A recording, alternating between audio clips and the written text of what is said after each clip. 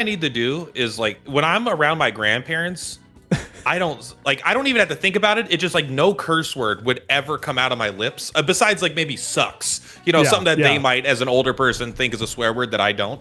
But sometimes when I'm just hanging out, I just like forget. I'm like, oh yes.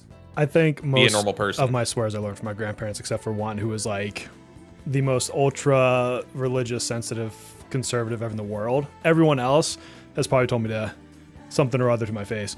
What is up, everybody? I think we're live. You guys caught us at the tail end of us talking about, is this going to be a family-friendly stream today or not? Hence the discussion on swearing. How are you all today?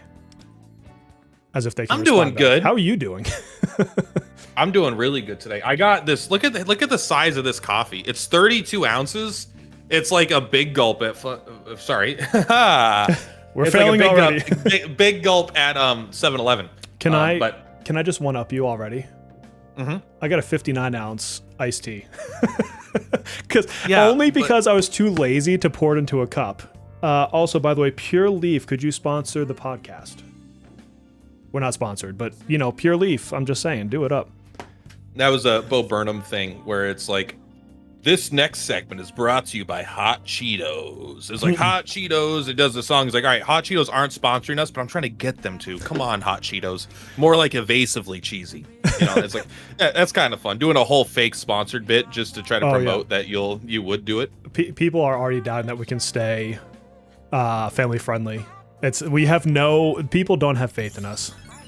Listen, as long as no one tries to convince me Futaba is a good character and that Sepia is a bad character, then we're gonna be safe, okay? Oh yeah. Oh dude, I just hit my someone last... in your chat. Sorry, you tell me first. I just hit my last level 10. Like I've got 3 that are cute. You know in the Phantom Thief house, what the heck they call it?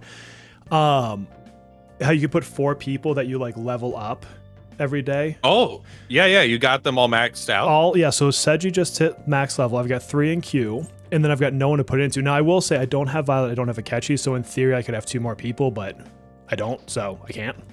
Take that for what it is. Bro, look at this guy's P level. This guy's P level is off the charts. Are you kidding? Kage probably maxed them all like a month ago. Bro, I'm probably like way behind his. Kage's P level is throbbing right now. Okay, so we stayed family friendly. Let me look at the timer. We've been on stream literally exactly 3 minutes. 3 minutes exactly, friends. I haven't said anything that's not family friendly. And Mutagenics, I guess Mutagenics isn't a family friendly game. Oh yeah, that was not the best defense there. If I said I have a throbbing headache, no one thinks that's gross. Yeah, there you go. Yeah, some head is throbbing. What? So I see. Whatever. So we got that's Popper Coffee Size. Everyone's saying hi. I'm reading the bar hit rock bottom, basically probably referring to our last podcast. So we went some tangents last time. People were messaging me like, I was not expecting that direction. I'm like, well, neither were we, so that's fine. Listen, I just sometimes I talk about stuff like this on my stream also. It just has to naturally come up, or artificially. I've been thinking about it and I'm like, I'm gonna put this into this conversation. Yeah. Oops, that was the wrong spot to click on. I didn't realize that the daily reset is now back to 2 o'clock my time. It was 3 o'clock for a while, but apparently I'm already in reset mode, so I'm just going to put all these things on auto battle and let it do its thing. Was it recently a change to daylight savings or something? Yes, but I can't keep up with that. You know what throws me off, though? I can't keep up. What? So we get the change to daylight savings. Then in Europe, it comes a month later. So I get this really weird time zone difference for like a month. There is no daylight savings time in most of your Asia countries. And so my, friends in China, my friends in Philippines, my friends in Japan, they don't have the change in clocks. And so when you're used to scheduling meetings at certain times and then all of a sudden everything shifts, but not everywhere it shifts, it is a freaking mind-boggling experience. And you guys know how I am with time zones to begin with. Like, it's bad. I think Arizona has it right. I think it's the only state that just doesn't do daylight savings. And you're like, yeah, I think it's artificial now. All commerce can be done 24 hours a day. It's not like, oh no, we got to get to town, Pa, before the farmer's market closes. But our crops, it feels like it's just a relic of the past, like pennies, we got rid of pennies. It was actually done a lot for train schedules, believe it or not. I learned that I like a year ago. I could believe that. Because people would go to leave Chicago and they would get to the wrong train because they were on the wrong time zone.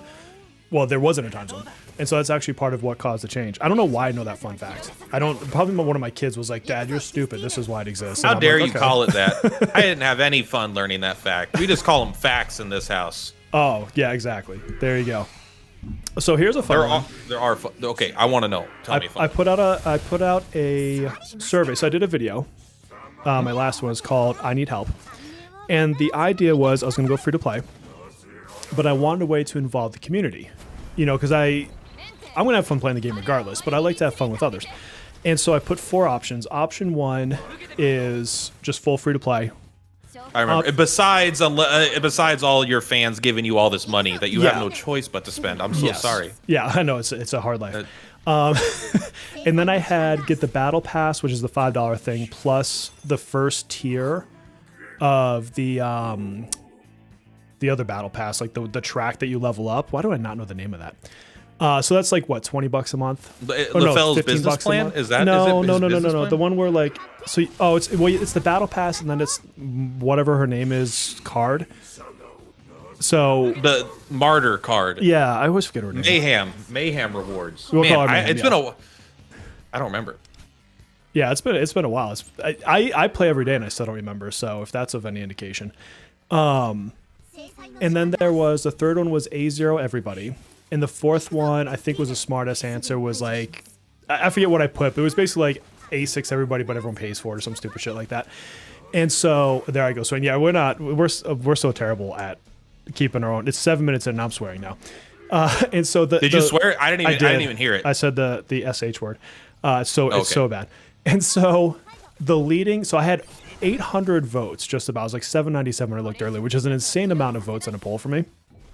And the leading one is the card plus the battle pass, which I feel like is a decent compromise between fully free to play and what I'm spending these days. And so I'm like, okay, that feels reasonable.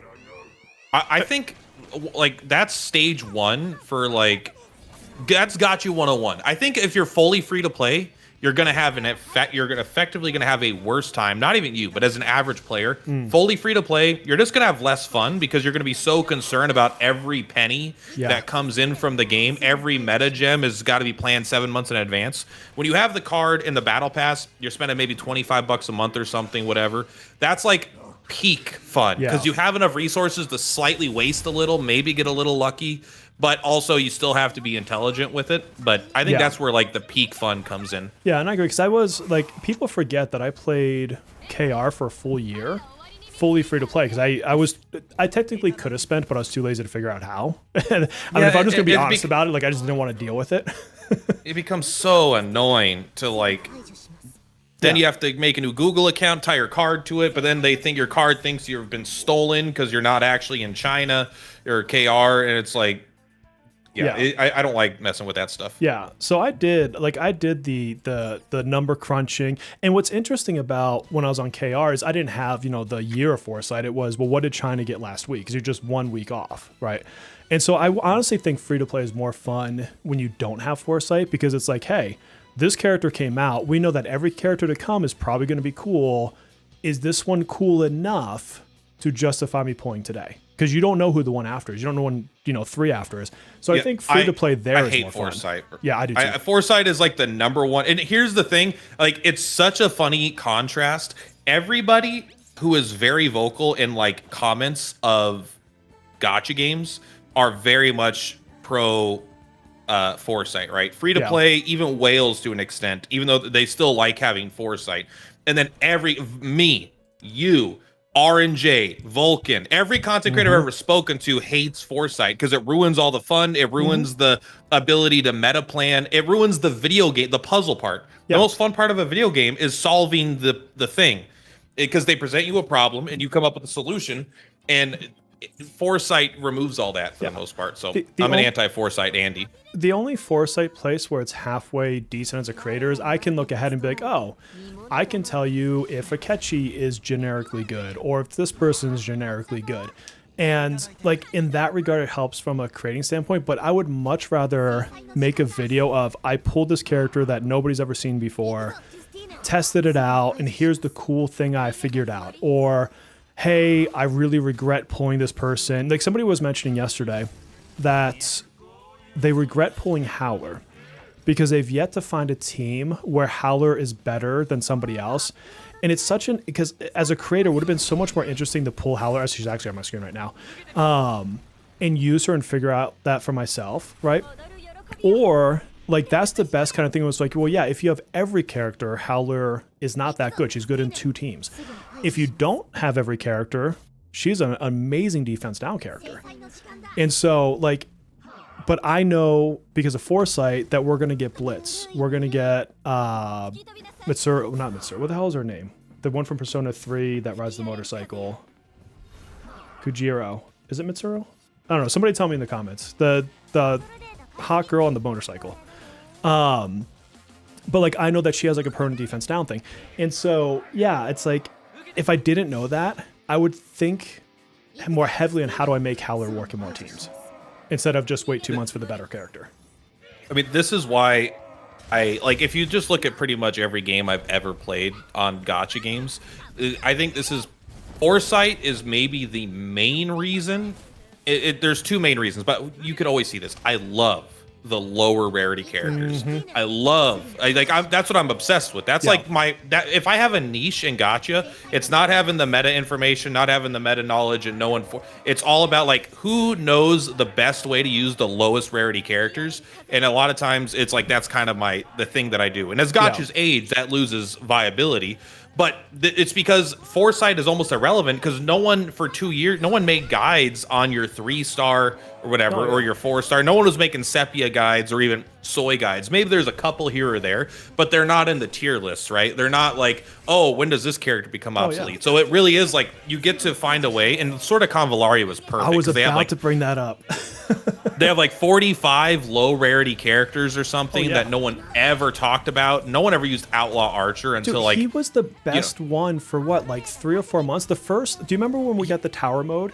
And you were putting out videos using him to clear the hardest tower mode, and he's what, a 1-star or 2-star or some shit like that? I think the lowest they went was like it was like a 3-4. Yeah, I don't even get stars. He was a bronze unit. Oh yeah, that's how they did it. That's right. But the idea is, there was like you could use PayPal Iceman, and you use like Outlaw Archer, and use these really low rarity units, and they could push content in a way that the highest, Dantalion or whatever his name is, Dantilian couldn't do it.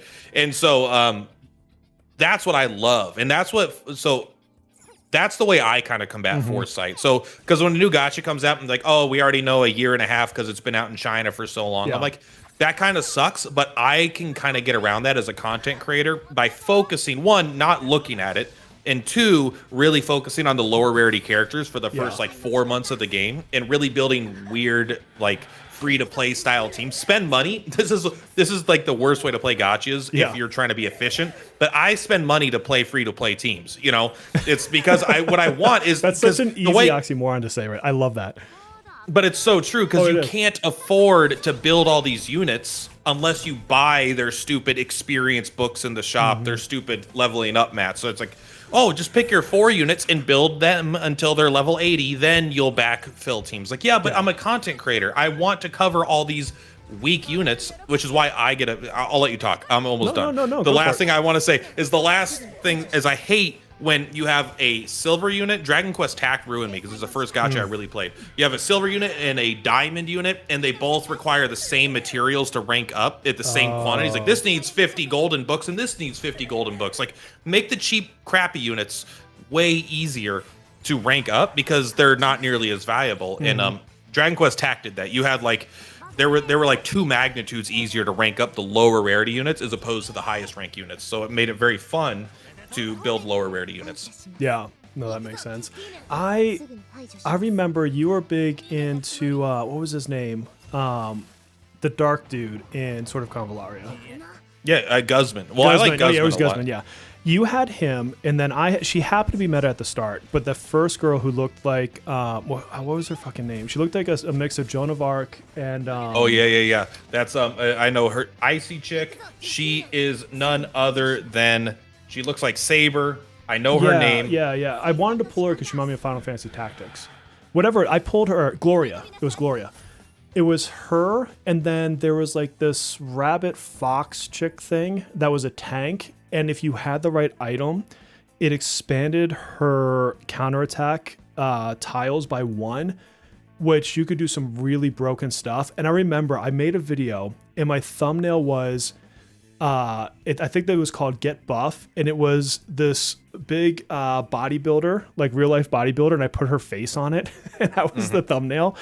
And I just remember, like, in that game, if you, with the exception of a couple of the tower modes that were just like really brutal, or like, do you remember the bosses that you could do weekly and like they had like the highest difficulty? With the exception of a couple of those, you really had to have the right type of unit for it. You could go through the game with any of your units, and if you thought hard enough about, okay, put Coco with a tank and then bring one, unit that can shackle or like slow people down, like you could do some cool things in that. I'm kind of missing Sword of Convalaria, and I'm talking about it. I do miss Sword of Convalaria. The character I was thinking of might be different than the one you were thinking of. Gloria is the one that has the flag that yeah, that's what I'm thinking of. Yeah.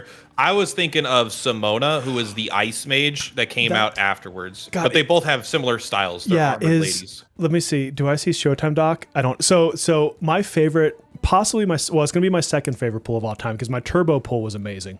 So Showtime Doc and I jumped on together, and he was doing pulls, and I was skipping that unit completely. I didn't want her. And he's like, okay, we're going to dual stream and just do one pull for me just for the heck of the video. And I got her in one pull. And he was, I think he went to pity. He was so, like, not really mad, but, like, casually mad because you know how that goes. But it was the funniest thing. I didn't even want, and she ended up being really good. But, yeah, I got her in one pull. That's, you one up my coffee. It's time for me to one up you. All right. Do it. My goal when I do a poll video is to actually make it a short if I can. It's like, all right, let's see if we can make this a YouTube short. I got Coco, who was considered to be the most meta character. I got her in a single individual poll, not even a multi. Nice, I did a one free to play ticket poll, and I got her because I always start my videos like I bait it out. I'm like, all right, we're gonna do one poll because if we get it, that's a great highlight. And you never do. But that one time, it finally happened. It's like, yes. That's like the most insane. That saved me $200. Let's go.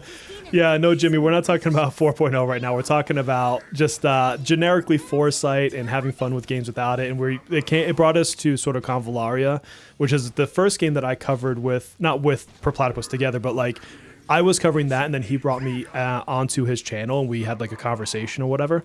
And so we were covering that at the same time. Actually, it's kind of what kickstarted my entire channel. So yeah, we were talking about that, not 4.0. But you know what? If they want to bring Gloria to 4.0, I'd play her. Although she's kind of turbo with her flag.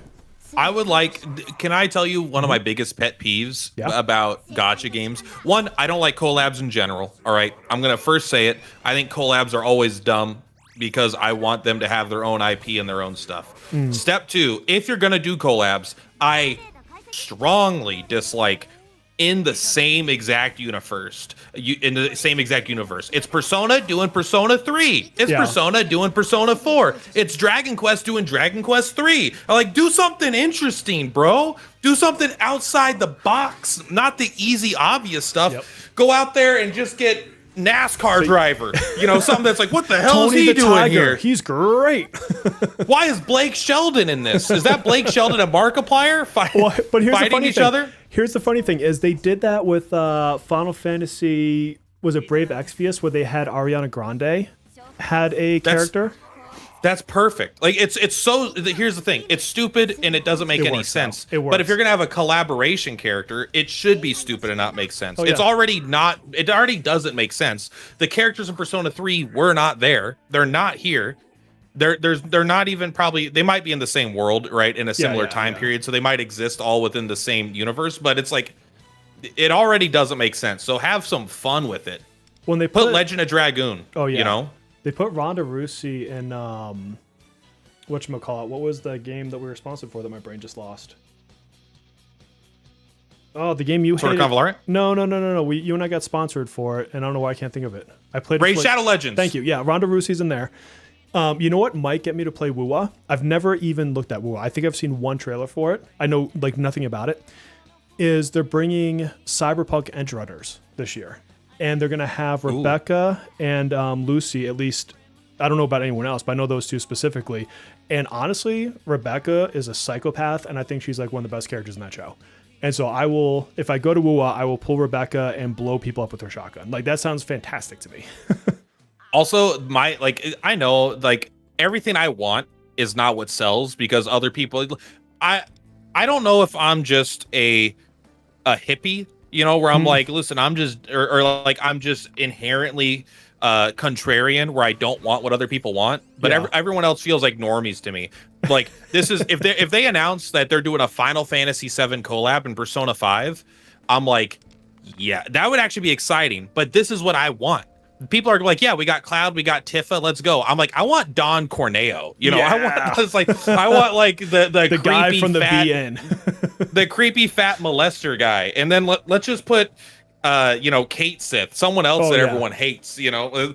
Let's put these random characters from that franchise into it. People are talking about Fortnite. Fortnite is the king of freaking collaborations. Like, if it's ever been a thing ever, like Fortnite's gonna find a way to do it. Like, where else can you fight Homer Simpson against Goku? Like, are you kidding me? I will say I don't like Fortnite as a game. Not like I have nothing against it, but I don't have fun playing it. But when I saw like it was Peter Griffin on a hoverboard fighting Keanu Reeves jumping out of the Back to the Future car, fighting with lightsabers. I'm like, what the hell is going on here? And then the Power Rangers. What is this game? Yeah, dude. How much do you think they spend in their licensing though? Like that, like licensing is one of the most expensive parts of gaming when it's not your natural IP. Like, I can't imagine what they've spent in that. I don't know. There's a part of me that kind of like once you cross the line of doing collaborations, in a sense, I don't even know I think I'm kind of in a spot where like there's no like respect or integrity left anymore. I think Magic the Gathering ruined me in that sense where I'm like they started doing at Universes Beyond and I'm like, all right, well just do Teletubbies then. Like who cares? There's no more integrity in your own IP. You have to go to other IPs. I want to see the Barney the Dinosaur deck soon. That's what we need in MGG. It's gonna happen. It's just a matter of when, you know. They're gonna like we decided we want to get toddlers into Magic the Gathering, but in a sense, I don't want collabs, and if there are gonna be collabs, I want them to be insane. That's to summarize my view.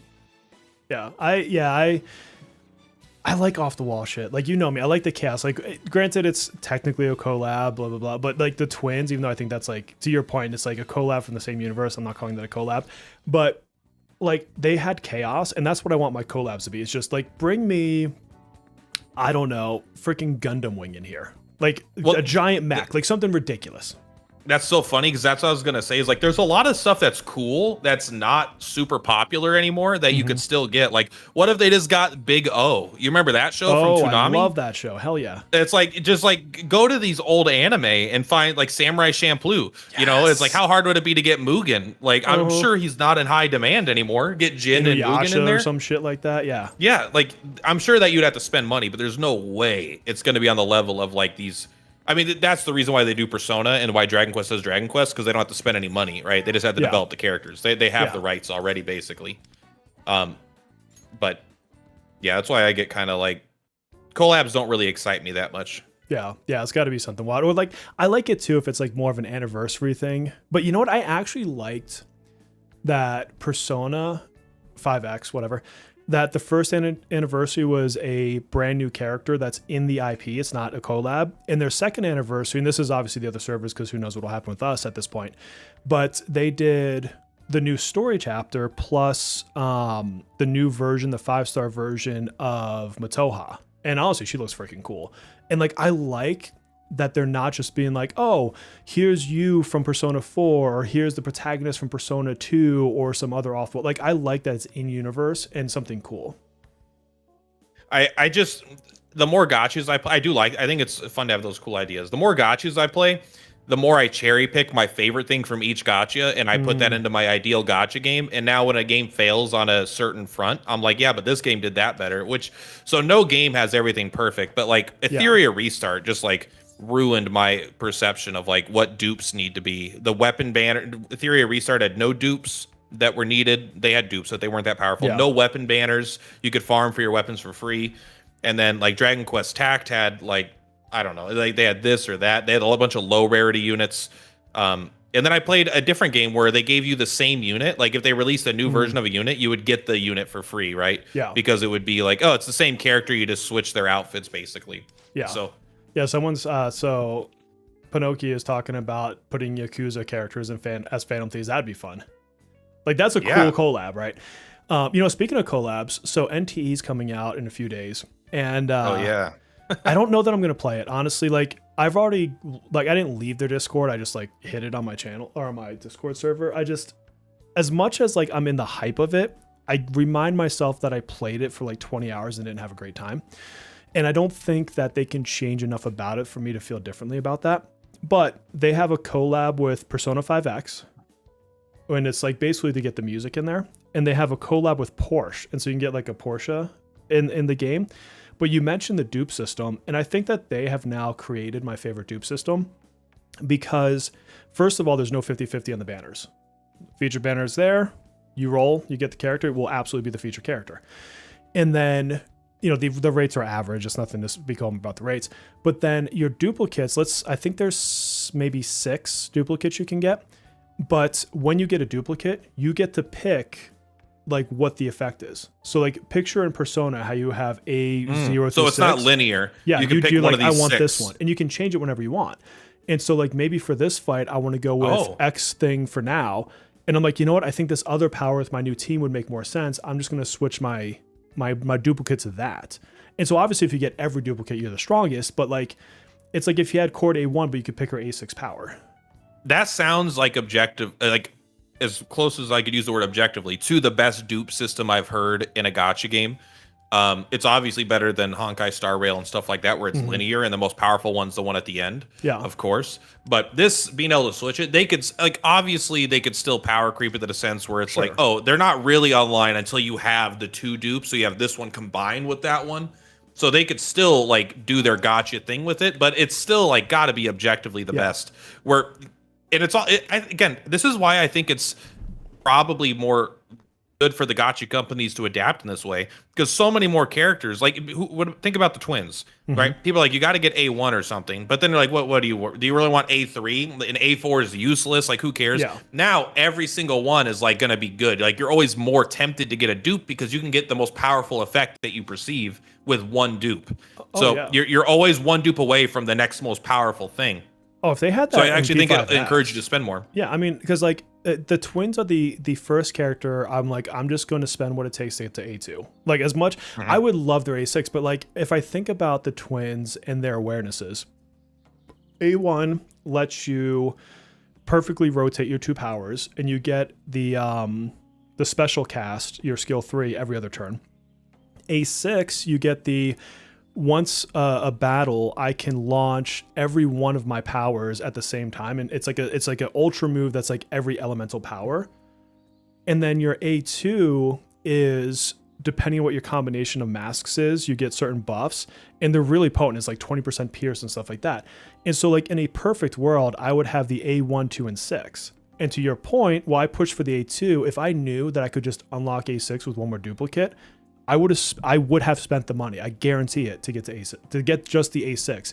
But because I have to now go through 4 and 5, which I didn't care enough about, I didn't. Exactly. You're like, so I actually think it's a better system for generating money, and it's a better system for generating players.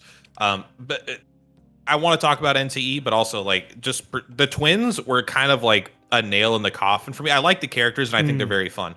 But there was like this.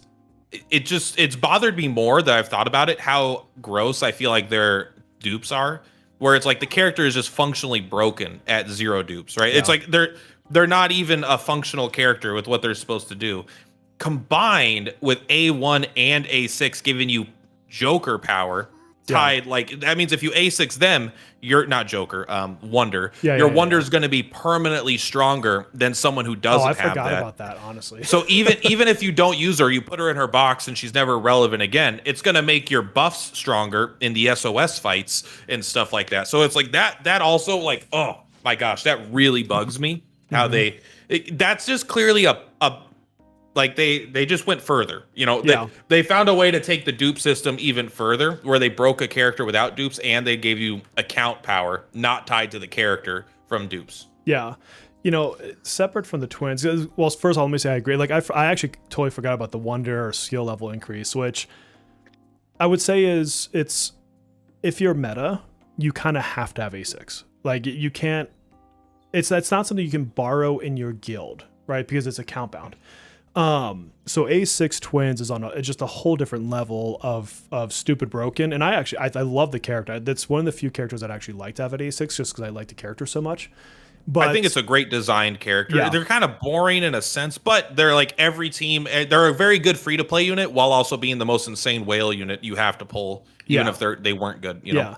So people are talking about right now, and this goes back to our Foresight a little bit, that a lot of people in the community have a sentiment that they're like worried about 4.0 because it's great character after great character after great character. And in my mind, I almost feel like that's something you shouldn't be afraid of. And the reason being is unless you just have the I gotta catch 'em all kind of syndrome, which sometimes you get in gacha games, to me, it means that no matter what you pull, even if you skip something, you're getting great value for your pulls. Like if you decide, like everyone's like, oh, don't pull Akihiko because technically Summer Puppet's better. It's like, well, yeah, but I don't want Summer Puppet, but Akihiko is still great. Like, could she technically do more in most situations? Yeah, there's different arguments there, but neither one of them is a bad character. They're both really good characters.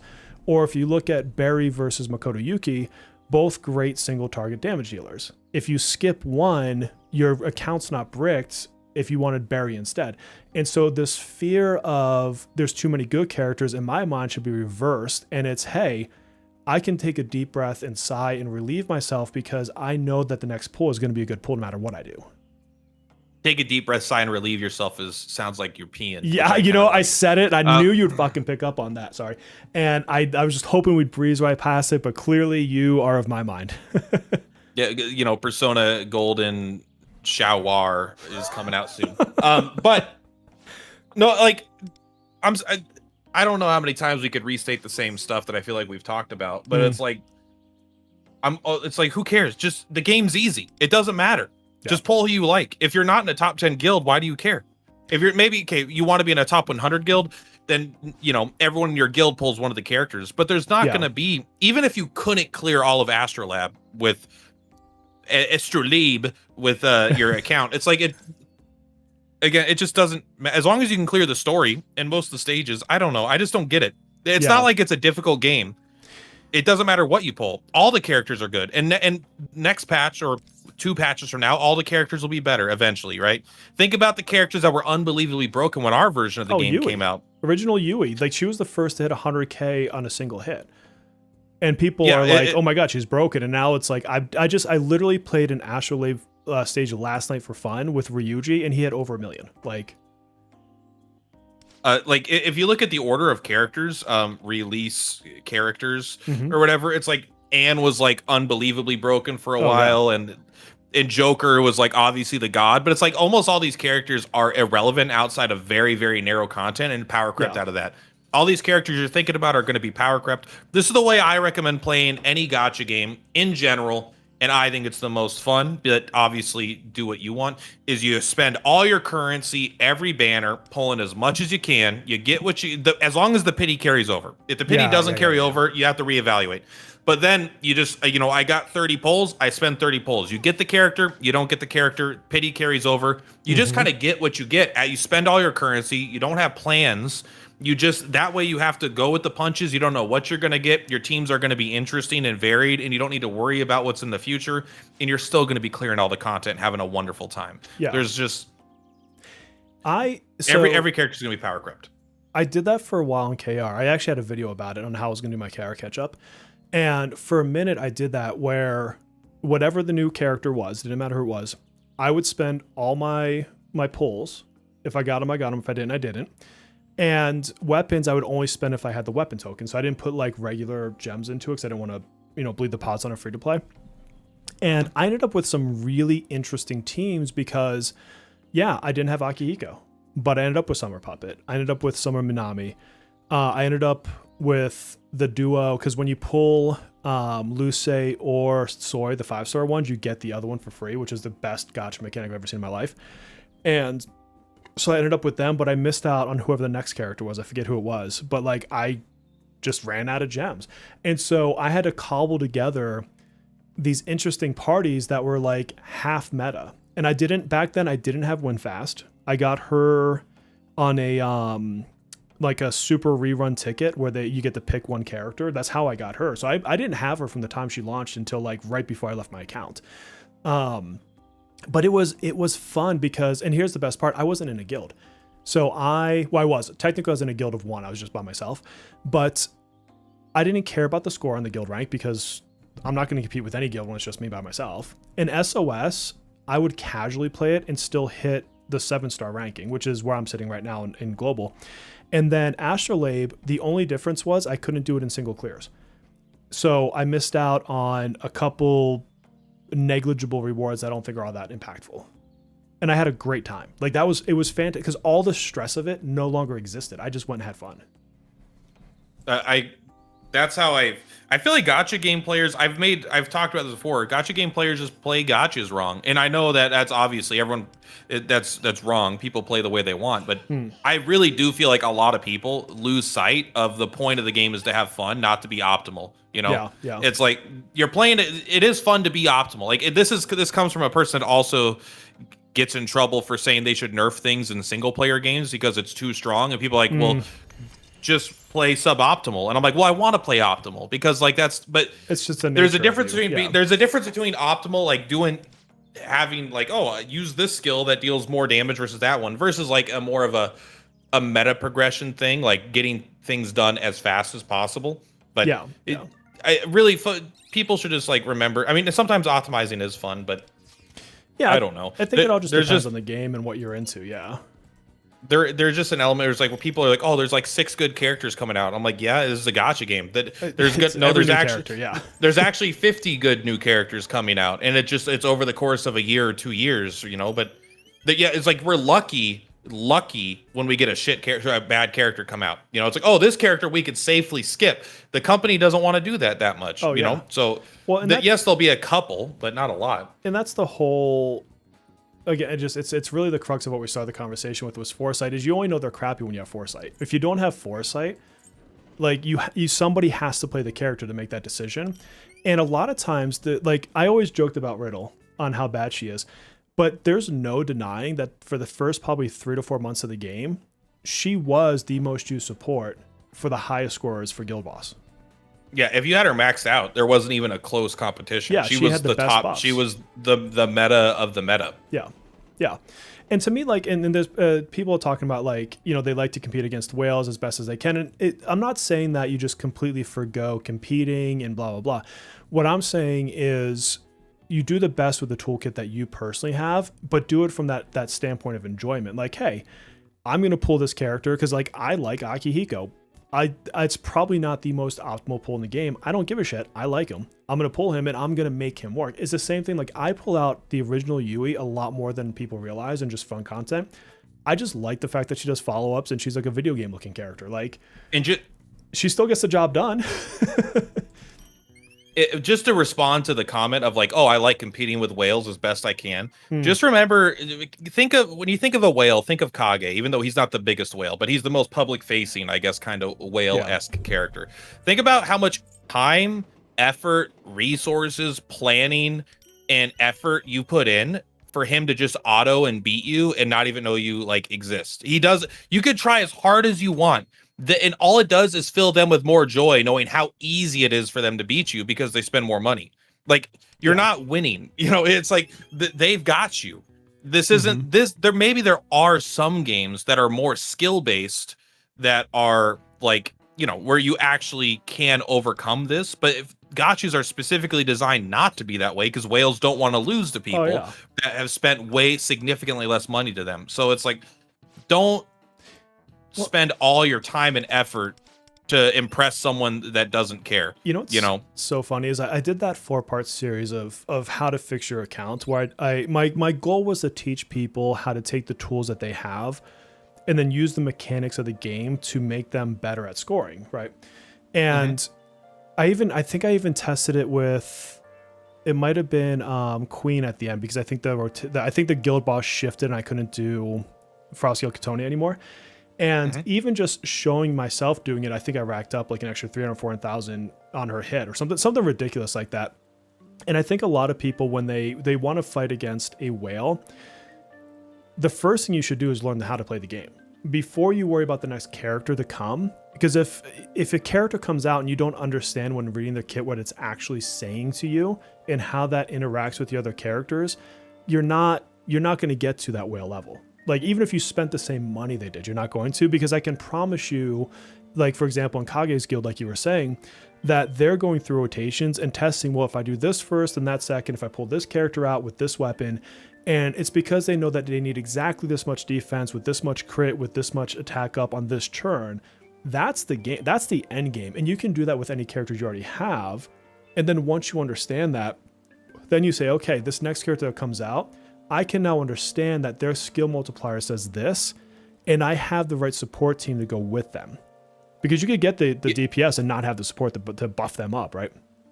And keep in mind, like, you might really learn like the game on a deep level, but like I remember when I was playing a lot, I would look at like I'm at like 300 city life days or something like that, right? And I would look and it's like this whale has like 25 city life days and he's on the top of all the leaderboards. Like they don't even play the game, you know? It's like they barely even play the game. Kage is like the exception because he's like the all-around player where he wants to do everything. But like the super mega whales, like they don't even know how the game works. They're just buying the stuff that they think looks cool and destroying everybody, you know? So I don't know. I just wish more people focused on really, I don't know. It's like, I don't want video games to be a replacement for achieving things. You know, it's entertainment first and foremost.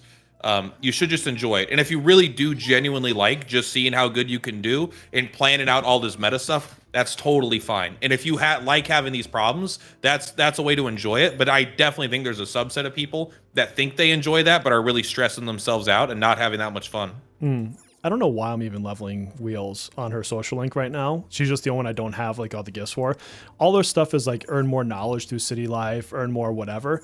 And I've already maxed out. You're maxed out, right? Yeah. I'm already level 20 and everything. And I guess I'll get a couple of gifts, but like I'm also not hurting when it comes to gil. I have like 1 million gil right now or some shit like that. Or yeah, and it's not gil. I'm thinking Final Fantasy. Although it does remind me, I need to go pull the new Alice from the Claw game. Let's go do that. There's literally no one worse. There's no worse example of financial literacy than Wonder and P5X. This guy, every time he gets 2 nickels together, he goes and buys his fake waifu a fancy watch, you know? Yeah. And he doesn't save anything for tomorrow. His mom pays for his house. He's literally just like a privileged kid. He's the most financially illiterate person I could ever imagine. Can you not teleport to the crane? But about NTE, because like I don't have that much to say about Persona 5 in general. I could talk about Gacha as a general, but I don't really have anything about Persona 5. I haven't played. You're coming back for 4.0 for the story though, aren't you? You said? Maybe. I haven't even finished 3. I haven't even finished the 3rd palace, so I don't even know. I probably will play, but I won't make videos. But I'll probably play the story. Because I'm interested in that. I like using, this is my team. I use Soy, the twins, Sepia. They clear all the content. I use Wind because she's the free one and I have her weapon. She's cool. But regardless, when it comes to NTE, I am extra, like I'm not even going to bother downloading the game. One, we already talked about it. I made a list of 10 things from the 2-hour video of yours I watched or whatever of like why I don't want to play this game. Okay. It to me, because I mean, I remember we had a podcast where I already went over that list of 10 things. So people can go back and rewatch that specific podcast if they want to see all the things. But just to like quickly summarize, it looks like it does a million things that are very boring just to add crap into the game. You know, bad power wash simulator, bad mini game of this, it's like, I was like, oh, here, look at all the things you can do. It's like, but it's like when I think of like the new Assassin's Creed games that aren't necessarily like, oh, maybe the combat and exploration isn't very fun, but you could pet the dog and you could build your own little town. I was like, yeah, but focus the energy on the stuff I'm going to be doing that's fun. Like, and a lot of what I saw was like the combat wasn't that super good. The running around the city wasn't really that good. I mean, maybe it was fine, but it's not the Spider-Man stuff, you know? It's like, the driving was fine, and it's all like fine, but it's like, where's really pushing fun gameplay? Not just like a jack of all trades, master of none approach, which is the exact opposite of what makes a game really good, in my opinion. Yeah. You want a game like Outer Wilds, where they don't have any progression systems. They don't have any, NPC dialogue trees. You don't level up. All you do is have a ship and you explore, and it's a hyper specialized master of what it does, and that's what makes the truly good game. So when I see a game like NCE trying to throw everything in the kitchen sink into its thing so it will mass appeal to everybody, I think it just like extra pushes me away. Yeah, it's that was what I kind of, and I'm sure they made some changes since beta, but that was the issue I had with beta, is no one part of it felt fleshed out enough. Like the racing was decent. It was okay for a gacha game, but I could also play Forza Horizon 6 when it comes out soon. And that's like a true racing sim. You've got all the management aspects of like the cafe and stuff, but it was all just okay. I'd rather go back to a Carosoft game, and like game dev, developer and stuff like that, like the games that are truly management type games.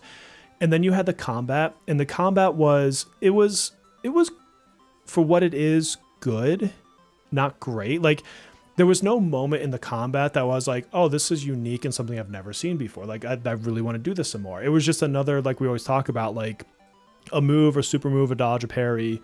And this one had where you could time it correctly to like switch with somebody. Like I was like, okay, cool, whatever. And then the city exploration, I explored basically the entire map during my time in beta. And I came away feeling like after you unlock your fast travel points, there's nothing that makes me want to stop and drive to the places anymore. Maybe once or twice to see it in different weather effects. But like then I think of Cyberpunk 2077.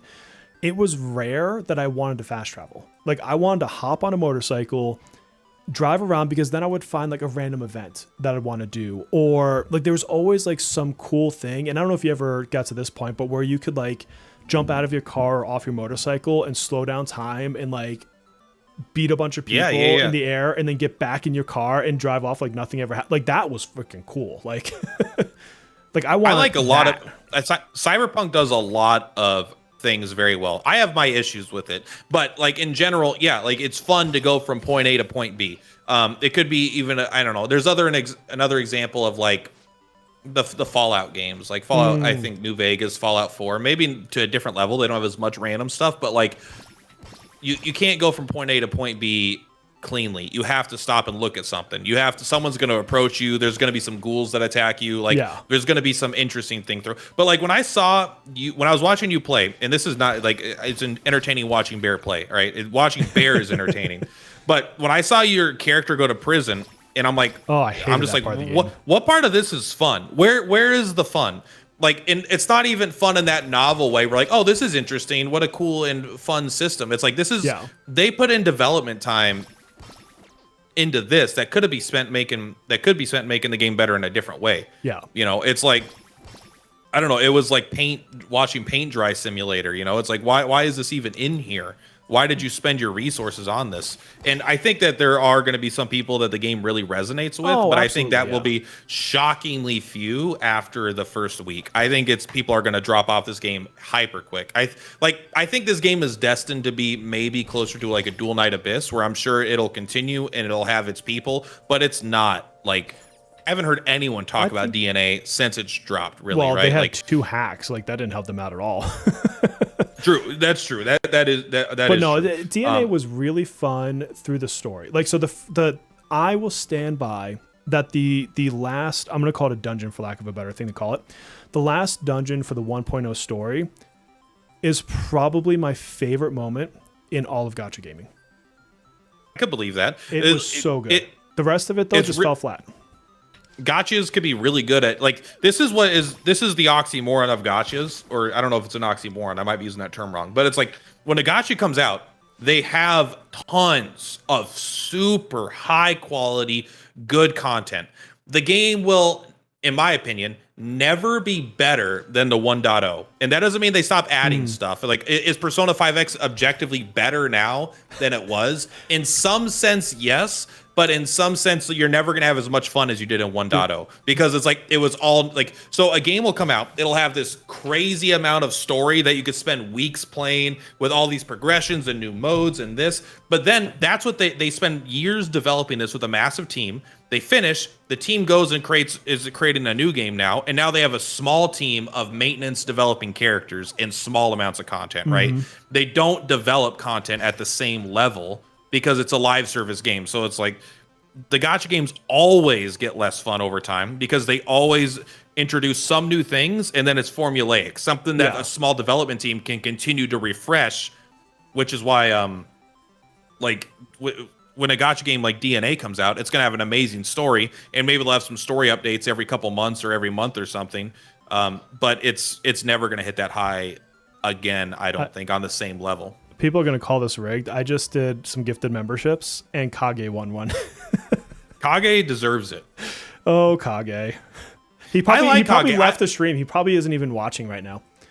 I knew people were going to, like, I think for the most part, people don't dislike Kage, actually. I think for the most part, people in Persona P5X are cool with Kage. Maybe I'm wrong. I don't know. But I knew when we played DQ, he was like a villain of the game, even though he was just like, he's still genuine. He's genuinely a good guy that just trolls too hard. And like when someone gets egg on their face, he'll make fun of them. But in general, he's like a pretty good person. But I like talking to him on the side. When he wasn't villainized in this community, I was like, I know there's a matter of time. He's going to rub someone the wrong way and he's going to double down on it. And then people are going to think he's an asshole. And it's gonna happen. Well, let's be clear. Kage is an asshole, but I love him the way that he is. but being an asshole doesn't make you a bad person. Exactly. I don't think. Yeah. No. I like it because Kage ruffles the feathers of the community by saying shit that's real. Nothing. First of all, thank you, Melissa. 1 for your membership, and 2 for the gifted memberships. I just saw that pop in, so thank you very much. And anyone who gets the gifted, make sure you actually have to accept it. I learned that about YouTube not too long ago, so make sure you accept it. And then 2, make sure you say thank you to Melissa for that gifted membership if you won one. But like, so thank you. If somebody says something that's objectively true, factually provable, and somebody gets upset by it, I get a little tingle in my pants. Like, as I'm like, that just shows me how ignorant a person is. Like, if someone's like, hey, Bear, did you know you just pulled a gray hedgehog? And I'm like, dude, that's blue. Like, you should call me an idiot. Like, it literally says gray hedgehog. Like, I can't refute that fact. And that's what Kage does. Kage goes out and he says, there was a bug that caused everybody to get 700 billion points, and people should lose those points. Yeah. I don't see anything wrong with that, but people got pissed at him. And it's like, hey, we have people sending guild members whales to other guilds, like in sub guilds, to artificially inflate multiple guilds' numbers, and that's clearly an exploit. That's clearly not whether or not Sega's paying attention. It seems like they are, but even if they weren't, this was clearly not what they would want. Yeah. It's like they weren't designing it for that system to be used in that way. So it's clearly an exploit and you shouldn't do it. Whether or not it's like literally immoral, like it's a video game, like it's kind of like, who cares? It's very low on the immoral scale, but it's like, it's obviously something that's not intentional. So using it is something you should avoid doing. And just being like, hey, grass is green. People are like, you son of a gun. You think grass is green? Well, maybe I think your grass is racist. It's like, what are you talking about? This is not what I was talking about. It goes a whole different direction. Yeah, and Melissa even says here, Kage 100% had my back when I was targeted, so he's aces in my book. And that's the thing is, like, you can be an asshole as long as you stand by your truths and you defend them and the others that are with you. Like, I think that's where the line gets blurred, is if you're just an asshole to be an asshole, then fine, you're just a dick. But if you also will help others in your principle, I think that's cool. I do think it's important because I like Kage. I want to be clear. I don't think he's just like inherently.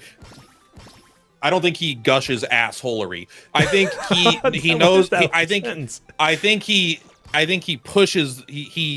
he can be an asshole when he deems someone worthy of being treated as such. Yeah. But it's not like you're like, hey, Kage. He's not like, what's up, queer? You know, just like throwing insults and like. Kage, I hope you know we love you. Like, if you take he's anything he's from not this. doing that. I think he's genuinely a nice guy and a good guy. It just when someone really, really like he feels deserves to be treated in a negative way because they've got egg on their face or something. Good. I think that's the way to say it. Yeah, 100%. I cannot get freaking Alice. What the hell? Okay, so I started with just under 1 million, and I'm down to 780,000 yen after I got the mini deck kebab, whatever you say, and now I'm trying to get freaking Alice, and I've yet to pull her. But she is the best one, for sure. But yeah, I'm not playing NTE. No one better ask. The only, I can't think of a guy. This is a great topic. I don't know how far we are into the podcast, but it's something we could. As far as we want to be or not be. We're an hour in, but I'm in no rush right now, so I don't really care. I'm interested in, but I am very incredibly disappointed by Genesis War currently. I wanted to talk to you about that today. I was going to say it earlier because I don't know. Okay, I'll hold my tongue because I was about to get excited and overtalk. ADHD, go. You tell me your part first. Well, I was gonna say, like, this is on paper, this looks like the perfect game for me to get really deep into and cover, but there's a few like crippling issues straight out the gate. Tell me. One, I haven't played it yet. There's a ton of foresight. The game is like 2 years old or something in like KR, I think, or China or so. It's Eastern. Somewhere else. Yeah, somewhere in the East. The game has already been around for a while, and it actually is older than Sword of Convallaria, I believe. Damn. In general, so that could be negative. It doesn't matter if it's a fun game to play, but no, that's number one. Number two, there is no currently PC client. That might be the biggest killer, but it might not be as big of a killer as number three. But it's like this makes it very hard. I have to download an emulator. I have to go into my BIOS and activate something just so I can play it and make content. And then, it's annoying. It's annoying. It makes it harder to make content. It's not as fun. But number three is currently, it's on pre-release right now, just in like Canada and Australia, I think. Yep. As someone, I downloaded a VPN. I downloaded the game. You don't need the VPN active to play the game. You just need to download the game. It crashes constantly. I've had 10 crashes in 7 stages, probably more than that. I literally can't get past the 7th stage because it just isn't stable. It crashes. Yeah. I don't know if this is because I'm a US citizen, downloading it with a new Google Play, with a VPN, if there's some sort of like it maybe because I'm not on the VPN anymore, it's trying to like connect the server and there's some sort of issue. There's been a lot of reports of crashes in general. I don't know if it's all people downloading the game from outside the region. Some people say it runs fine. Some people say it runs great on emulator, but not on phones. Point is, there seems to be a pretty heavy technical issue, and it's just like, I've never had a technical issue in a mobile game before, really. Like, not one where it's like, it just doesn't run. Yeah. So those are 3 pretty big killers for me right now. But if the game will run, they have a PC client, I'm in. I'll spend lots of money and I'll play the game for 6 months and then I'll get bored. It is going to be on Google Play Beta, which is like Google's own PC client for their Google Store. So you can, I saw it on there the other day. I was looking at it. But yeah, the whole reason I'm not doing the pre-access right now, whatever the hell it's called, is I don't feel like everyone's like, just get a VPN. I'm like, unless Nord or Express is paying me for a VPN, I'm lazy, guys. Like, I'm not lazy. I do a ton of shit constantly. I'm constantly on something. My wife tells me to slow the hell down all the time and just enjoy life, and I'm always doing something. Again, ADHD, you can blame it on that. But I don't want one more step in my get to play a video game life. And if I have to go to a VPN to do one more step just to log into a video game, I'm just legitimately not going to play it or do it. And so I'm not doing early access because I would have to do that. Now, again, if Nord or Express wants to sponsor me, I'll use a VPN all day long because then I'm getting paid for it. Yeah. And I looked at it, I'm like, it looks like Fire Emblem. Fire Emblem is one of my favorite gaming series of all times. And I hate Foresight. And I don't want to go into it to create content and pretend like Foresight doesn't exist. And I know my brain, I'm going to want to go look up future tier lists. because as a content creator, like you kind of have to educate yourself. You can't not be educated. And I don't want to play, or at least let me rephrase this. I don't want to cover another game with that much foresight in front of me. I agree. I'm willing to look past it because I could just like for the first 3 months, all I need to care about is lower rarity units, and then I'm willing to fall off when if the game gets boring because everyone's just talking about the future, the future, the future. No one's ever enjoying the game now.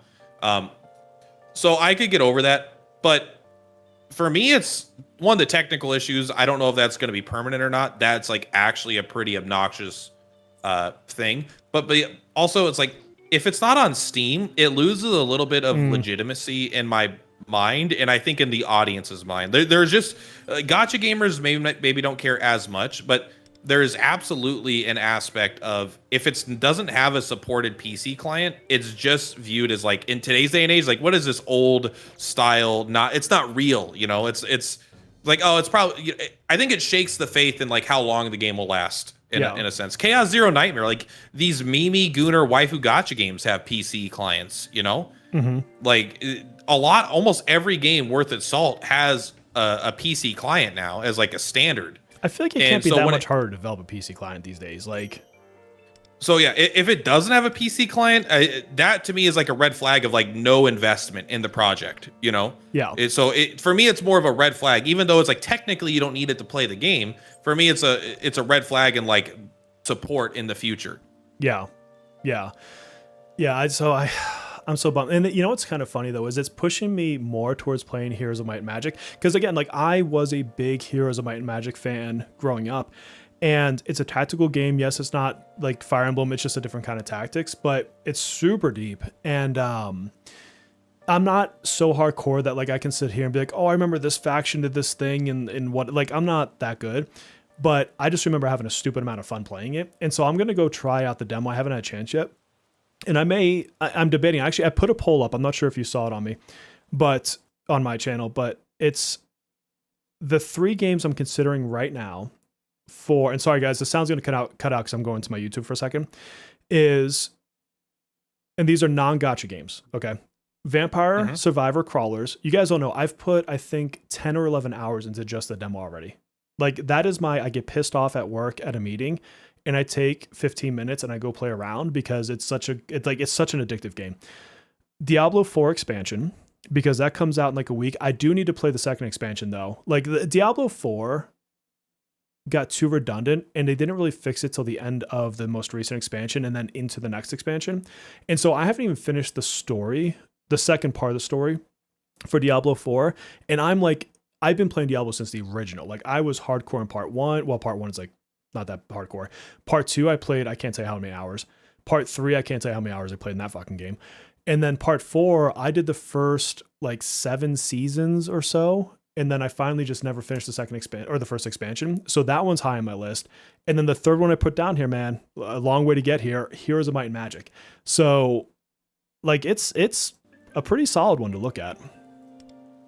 Yeah, I mean, I have it on my wish list. I'm excited to play Heroes of Might and Magic. It won because they already had there's Songs of War or something like that. There's another like indie version that came out, Songs of Conquest, which is Heroes of Might and Magic, but it's made by it's not the IP, it's a different IP, but they literally just like lifted the whole idea, battle system, the map, the magic, everything is just that game. And this came out 2024, so just about 2 years ago exactly. But that game's tons of fun. That's what got me into Might and Magic, and so I am very much looking forward to this. I already know I love this gameplay, but nice. I feel like you could make some good guides on it because you're really good at figuring out tactics. I probably could. I don't know. It's not normally that style of game that I cover, but I definitely could. I am planning on. So like when it comes to ARPGs, I only play games that end in 2. That's my rule. I didn't know it was my rule, but it is my rule. I was obsessed with Diablo 2. Love Diablo 2. I love playing Druid in that game. It is probably still my most played ARPG by over 1,000 hours, if I had to guess, because of just the amount of time over years that I've played. Even though I never played seriously, I was a kid, but it's like that's what I played. Yeah. But now it's like I play PoE 2. PoE 2 is what I play. I've tried Diablo 4. It's fine. I don't dislike it, but like PoE 2 is just like the pinnacle for me, and I'm hoping I can break into covering that game. I don't think I will be able to, but I'm just gonna make videos on it for fun anyway, because I'm very excited for that game in a couple weeks for the new season. My issue with I guess Diablo 4 up until now is, first of all, the seasons kind of all felt blah at first, but then also, like, especially, and they're fixing this with the new expansion, but like the skill trees really left you with 2 to maybe 3 builds that were worth a damn for every character type. And then every season there was always like one class that just sucked. Just like you just would not play that class that season. And that's, I don't know, when you're going to go that many months with a season, you kind of want every class to have some viability. And allegedly this is all being fixed. I'm seeing the expansion get really high praise, you know, for their end game and everything else. But then, yeah, you look at like a PoE 2, and it's like the antithesis of that. It's like simple skill tree, and then the PoE skill tree is like you look up at the night sky, and every constellation is a freaking node, right? Like, yeah, and somehow it'll work. I think Diablo 2 gets memed on a little bit too hard by the Path of Exile community in general. Like, Diablo 4 is a very solid game with very good game feel, and has a very good like campaign, and leveling is fun. It just it's just not the same though as PoE 2 is definitely. I'll just say, if you're a little more if you're on the spectrum a little bit here, I think PoE 2 is like your game. That game is, if you just want to look at spreadsheets and be like, oh yeah, this is a 5% increase in overall damage, bro. PoE 2 is, you can spend more time in the menus thinking about stuff than ever playing the game. Yeah, it's, you know, what kills me is especially, and it's kind of nice at the moment that Vampire Survivor Crawlers is leading the pack, because the issue with me covering Diablo 4 Heroes of Might and Magic isn't that I don't want to. It's that I don't know how in the hell, for example, Diablo, how am I going to come up against Darth Microtransactions, Woodijo, and such, who are like, that's the only thing that they play. And they run websites for it. Like, I don't know that I could ever find the time to be relevant in time, right? Because they're going to have everything figured out before I even get through the story. It's not like a gacha game where you have like it takes less time to consume the knowledge of a gacha game, right? And then Heroes of Might and Magic, like a campaign can take you hours, like legitimate hours. And to do that while, like, you know how it goes with content creating, you're probably taking notes, or at least mental notes, to say, oh, I should try this, and then on my next one I'm gonna do that. Well, if your run takes you 3 hours and you're thinking of the 4 things you need to try in your next run, you just committed yourself to 6 hours before you make your video. And so if you're not like hardcore into it, or just a freaking genius that understands at a deeper level, like, those two are harder to cover unless you're just playing for fun. Vampire Survivors, that's half of the fun in that game is just breaking shit on each run that you can. Yeah, there is a big. I actually, for a while, one of my most viewed videos was a tier list in Vampire Survivors. Like, when that first came out, I was doing a tier list. But this is why gachas are kind of a cheat code for content creation. If you're a small creator, like, you're not going up against the Darth microtransactions, you know, the Asmongold's. Like, there are sometimes a game comes out by Hoyo and it gets like a lot of coverage, but for the most part, it's like there's a lot of it's a very bloated space in a lot of ways. There's a lot of content creators covering gachas, but they're not like the in-depth, super knowledgeable where you're just completely a fish out of water. It's a lot of very shallow content about people being like, who should you pull, like opening tier list, where they go to the Eastern tier list and then they look at it and they're like, these 4 characters, bro, like that kind of stuff. So it's much easier to break into the gacha space, but that doesn't mean you shouldn't try necessarily. Like, I want to try to break into the Path of Exile 2 space. I think I'll have no success because of how smart that community is with the FUB guns and whatever, you know, just Rax. Like, I watch a lot of PoE content, but Rax is awesome. I like him. Yeah, I'm nowhere gonna compete with them, so you got to try to find your angle, you know. But still, it is. I think it's worth trying if you really want to. Pinocchio, help me out. What is GTNH? I'm sure that's probably something obvious, and I'll know it when you say it, but I just cannot for the life of me place what those letters are standing for. Because you said, I would love to return on GTNH. GT New Horizons, Minecraft mod pack. Probably not that. Let's see. Big relatable on us just be picking up a game that'll end up a job. Yeah, and I mean, YouTube, you're never going to make millions on YouTube from views in the gaming space. I did the math one day. So here, let's do the math really quick. Let me get my calculator. It's roughly, we'll call it $3 per 1,000 views, which means you would need different. Some games will give you up to 10. Yeah. Some games will give you up to 10. Some will give you under some will give you under $1. So so people understand there is a range. Yeah. So the quick math on that would be 333 million views to get $1 million in revenue from your revenue. So, when people are like, oh, this streamer, this year, they got 1 million views. Yeah, that's what you have to get to. Like 1 million views a month at least to have a good income. Because then, at least in the US, you're going to have to take 30 to 40% of that away. Whatever you make is going away because of taxes. And so all of your time you have to think about, if you're trying to do this as a job, if you're trying to do this to replace income, isn't the AdSense. It's can I get enough views and subscribers that sponsors want to talk to me? Because that's where the money is. Yeah. Sometimes streaming's a big part, right? Yeah, direct support from people. Like that, yeah. Like for me, I get literally $0 a month directly from my audience. I make $0 off super chats, 0 off memberships, 0 off Patreon, 0 off any of that. All of my money directly comes from ad views, and then sometimes I'll get a sponsor, which is like, it's rare right now. This is not the time of year. They usually gear up closer to Christmas time. Come on, Pure Leaf, hook it up. Yeah, I forget what comment made me think about that. Oh, because they were saying like doing it as a second job. Yeah. And so I guess my point in that is I'm not going to cover a game because I think I'm going to make some like millions of dollars in AdSense revenue, and that's going to make me buy this ultra cool thing and quit my job. I have to first have a desire to play the game. There's plenty of games that I could strategize around, that I could come out and say, I'm going to play this gacha game that starts on this day, because I can ramp into it and I can talk to the developer and get an access key to their beta. So I'm on the NTE beta server. I have full access to that game right now. I still don't do it because I don't want to. But if I wanted to be competitive in the gacha space, I would be putting a lot of time into that game. Like, that would be the smart play. I'm just not going to do it. I don't want a second job playing NTE. Yeah, that's why it's like I love covering gacha games genuinely, because I have a job where I'm not at home and I could play them on my phone. So it gives me a sense of like I could still play a game that I'm interested in at work, and I can also like make content on it, but I have to like the game. I can't artificially play a game that I don't like. And I'm willing to play a game that I'm enjoying despite me not liking things about it. Like CZN is too Gunner coded, but I thought CZN's a lot of fun. The gameplay is good. Yeah. But it's like, oh, you're not going to play Mongol Star Drive or whatever. It's like, the game looks like crap to me. I don't want to play it. I think it looks terrible. So no, I'm not going to play another open world action RPG that I've played before.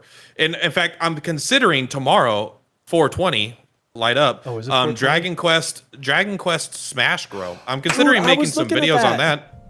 Does that have a PC client? Because the last time I looked at it, like maybe 2-3 weeks ago, there was none. No way that it's going to have a PC client. It's a Square Enix game, but I'm probably still going to play it because it's Dragon Quest. I'm just because it looked like fun, but it's for whatever reason, my capture stuff coming off of my cell phone just fudges up so much that it's too frustrating for me to deal with. And so if I can't get it on a console or a PC, I just don't cover it.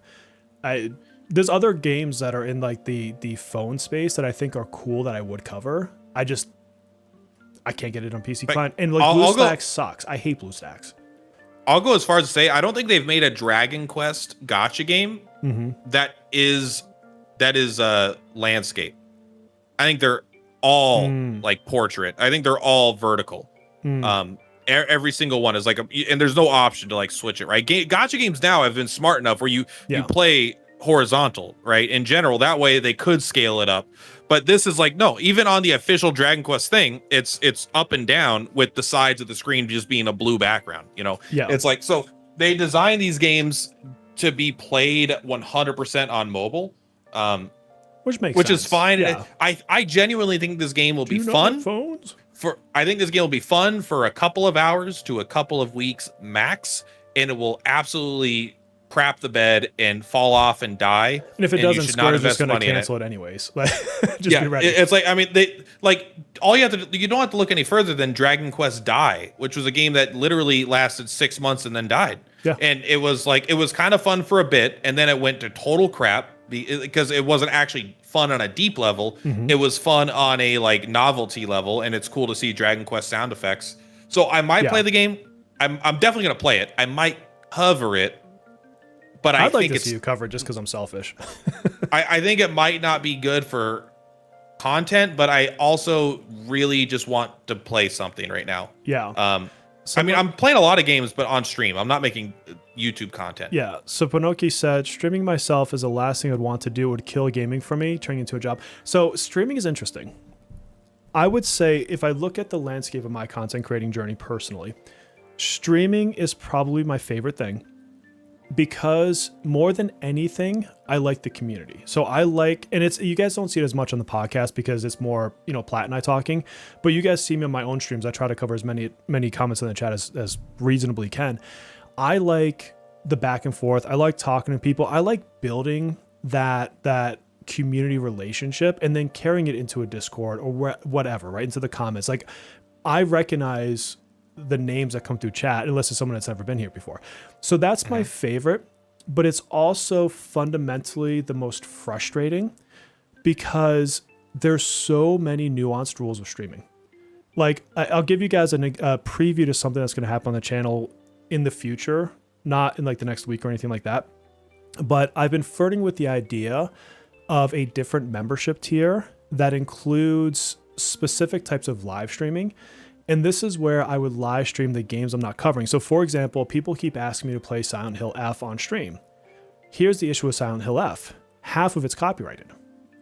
And then I started looking it up. Even if I turn off monetization, you still can get copyright strikes just for playing the game live. And so there's an extra element when it comes to live streaming games of like the music, certain scenes. Atlas does this where if you like, I can promise you when Persona 4R comes out, they're only going to let you play it to a certain point, and then they're not going to let you play it live. And they'll copyright you if you get it. You get 3 copyright strikes, you lose your entire channel. So that is the most frustrating part of streaming, is I can't just boot up a video game and play it. I have to go look at the licensing agreements. I have to go look at the music piece. Do I have to credit it or do I have to turn it off? And think about like if you played Final Fantasy 16 or Final Fantasy 8 and you had to turn the music off. That's half the damn game. That's what frustrates me about streaming, but I love streaming itself. I've preferred liking streaming more than so right now my peak concurrent viewers. Just keep in mind when I was playing Sword of Convalaria and Persona 5, like I would peak at a couple hundred potentially, like on a good stream. And I know Bear, that's even small even compared to what you've peaked at. But like twice, right now, like my peak concurrent viewers are like 5 to 7. It's like me and like literally probably 4 other people. I'm one of them and I'm lurking half the time. Yeah. And one of them is my second monitor and one of them is like me. So it's like, but there are like 3 or 4 people. Yeah. These streams are way more fun than when I had a lot of people personally, because it's like a couple people that are very interested and engaged in every second of the stream, and we're having a very natural long form conversation. When you're having a big stream with a lot of people, it's like everyone gets a little bit of a taste, but you're not having a one-on, like almost like a real conversation with an individual. And as they get bigger, and I feel my own energy change as it gets bigger in a way where I'm a little more, like it kind of turns up the volume because I feel like I'm putting on more of a show. Yeah. As opposed to playing, but I've really liked the small streams. I forgot how much I really enjoy doing it now that I've dedicated myself to doing it 20 hours a week, right? Since last week we did this, I streamed 4 hours a day, roughly, 3.5 to 4 hours, depending on when I start and when I end. But basically in the 8 o'clock hour to the noon hour, in 5 days a week. And I've been doing that, and it's been such a blast. Yeah. It's so much fun. It's like I don't need to worry about what people, I'm just playing what I want. I'm playing Final Fantasy 12. No one cares that I'm playing Final Fantasy 12. I do. I like watching you play because I like that game. Do you I've been having the game a great sound time off typically? The game No, sound? I never do. I'm so afraid. I I was talking to, I say talking to, I tweeted at the developer for Dead as Disco, because that game looks hyper fun. And what I love about it, it's a rhythm game. It's like a rhythm combat game. And they are going to launch with a streamer mode where they have copyright free, clear, whatever the heck you want to call it, music. And I'm like, I will play that game because they thought about how can they get streamers to play it as well and not lose out. And they also have it too, you can bring your own music in, which obviously then you have to worry about copyrights, but like I love when games do like the copyright free, but then you have like Kojima-san, and I love it because in Death Stranding 2, that's a game you don't see streamed with music a lot because he refuses to do a streamer mode because he's like, I built this game with the sound in mind. I don't want you to experience my game any other way. And I'm like, I have to respect that. Like, this was your vision, and you didn't build your vision so people could stream it. You built your vision so somebody can enjoy this game.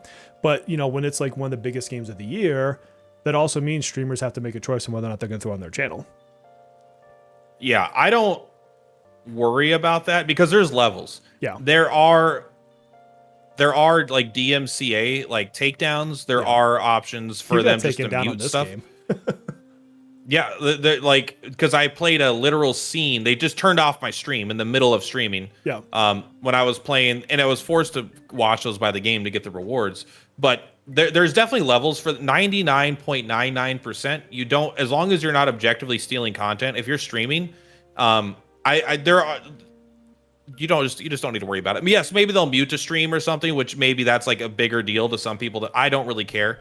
For the most part, the only thing I get concerned about is if I was like to get up and use the restroom on like a game, like I would minimize the screen for the most part or pause it so nothing is happening. Not like let a scene play out while I go. Yeah. That's why I have my BRB screen, honestly. It's just so I don't accidentally do something like that. It's people are talking too about like the bigger size versus smaller size streams and chatters. I remember, so my biggest stream I think was like a little bit over 500 concurrent, and that was like earlier into P5X. It was a certain pull stream, maybe for Cord. I can't remember exactly which one it was. And I definitely remember struggling to keep up with chat.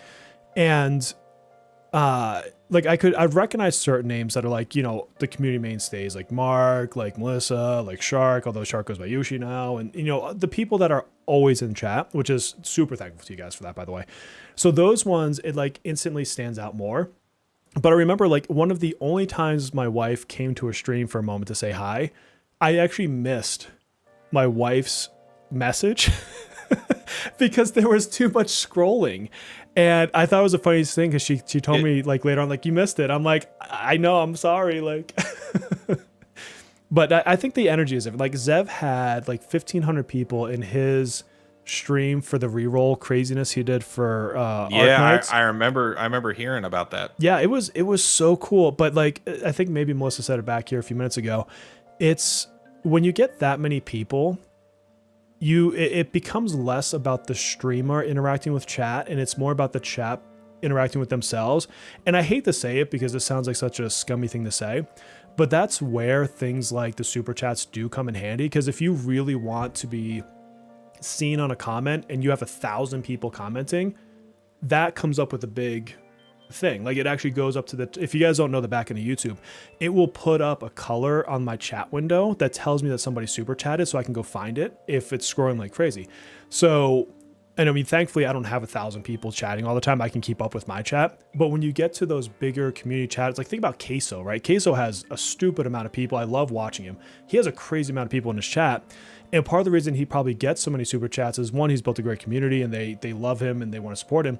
But two, half of those are just people like they want him to see the message. And so in a stream that size, it kind of makes sense, right? Maybe for me and you, not so much yet. Maybe when we get a million subscribers and a 1,000 views, like a minute. Like I've already said, I don't think I've gotten a super chat in like over a year. I'm gonna give you a super chat on your next stream. I see you one. You don't have to.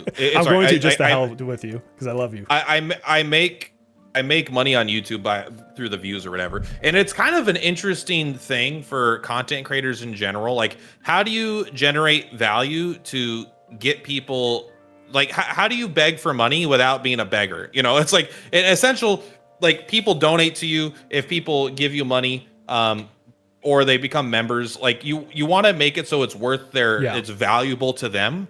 But there is like a sense where like streaming is like a very, you know, I never ever go see a movie with Ryan Gosling and then Ryan Gosling reminds me to use my Prime sub. You know, it's like it doesn't happen. Though? You know, it's purely my view is the transaction. They generate something of value. So there is an aspect of streaming that is a little bit like a begging aspect, but that's kind of like fine also. Like I think that just like people want to support the content they want to support, and I think that's fine. I mean, but I just think it's an interesting thing. It's something I think about. I would, for me, like I've obviously in the back of my head, I'm always going to think about like, and you and I talked about this before the stream started. I would love at 55 to retire into content creating. I don't want to rely and even have in my, you know, I have financial workbooks. In my financial workbook, I don't want to have super chats and memberships as part of what I have to rely on. I want people to come, and the value is that I'm giving them, first of all, something valuable, and the return is they're watching. Like that's the relationship I build. You join the community, you watch the video, hopefully you like and sub. If you feel compelled to do beyond that, cool, but I'm not going to build my budget around begging people for super chats and memberships. Yeah, no, 100%. It's also just unreliable because I don't know, the more successful I've gotten at YouTube, which is, you know, I'm less successful now than I guess I was 4 months ago or 3 months ago, when Mugenics was really popping off, I guess 2 months ago. But like the closer I've gotten to seeing that, like, oh, this is income that could replace a job, the less I want it, because it's so sporadic and it feels so, it's more stressful. It just like, once you become like, hey, putting food on my table is now reliant on getting new sponsors and keeping my viewers, and also my viewers directly supporting me. Like audience capture is such a real thing because you don't want to lose it.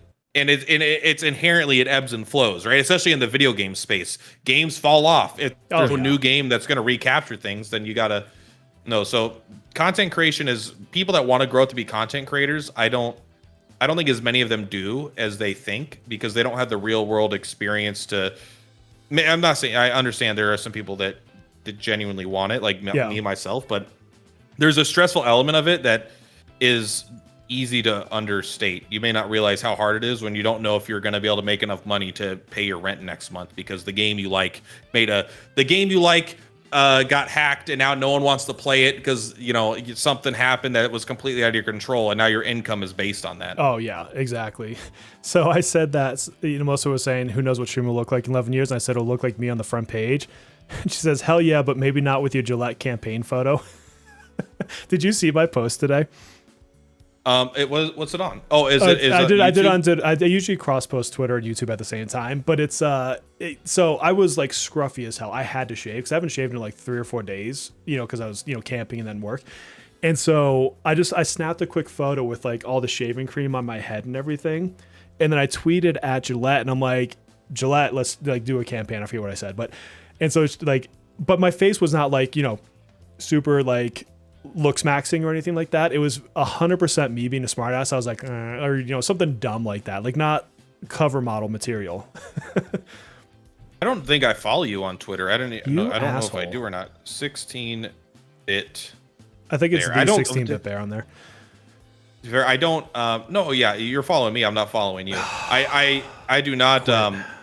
I literally go on X once a day to see if they've announced a Mugenics patch note, and that's what I do. I like any notifications from Edmund McMillan or Tyler Glale, who made the game. Nope. All right, then I log off. You know, and then maybe I'll check a second time if it's like I check too early in the day.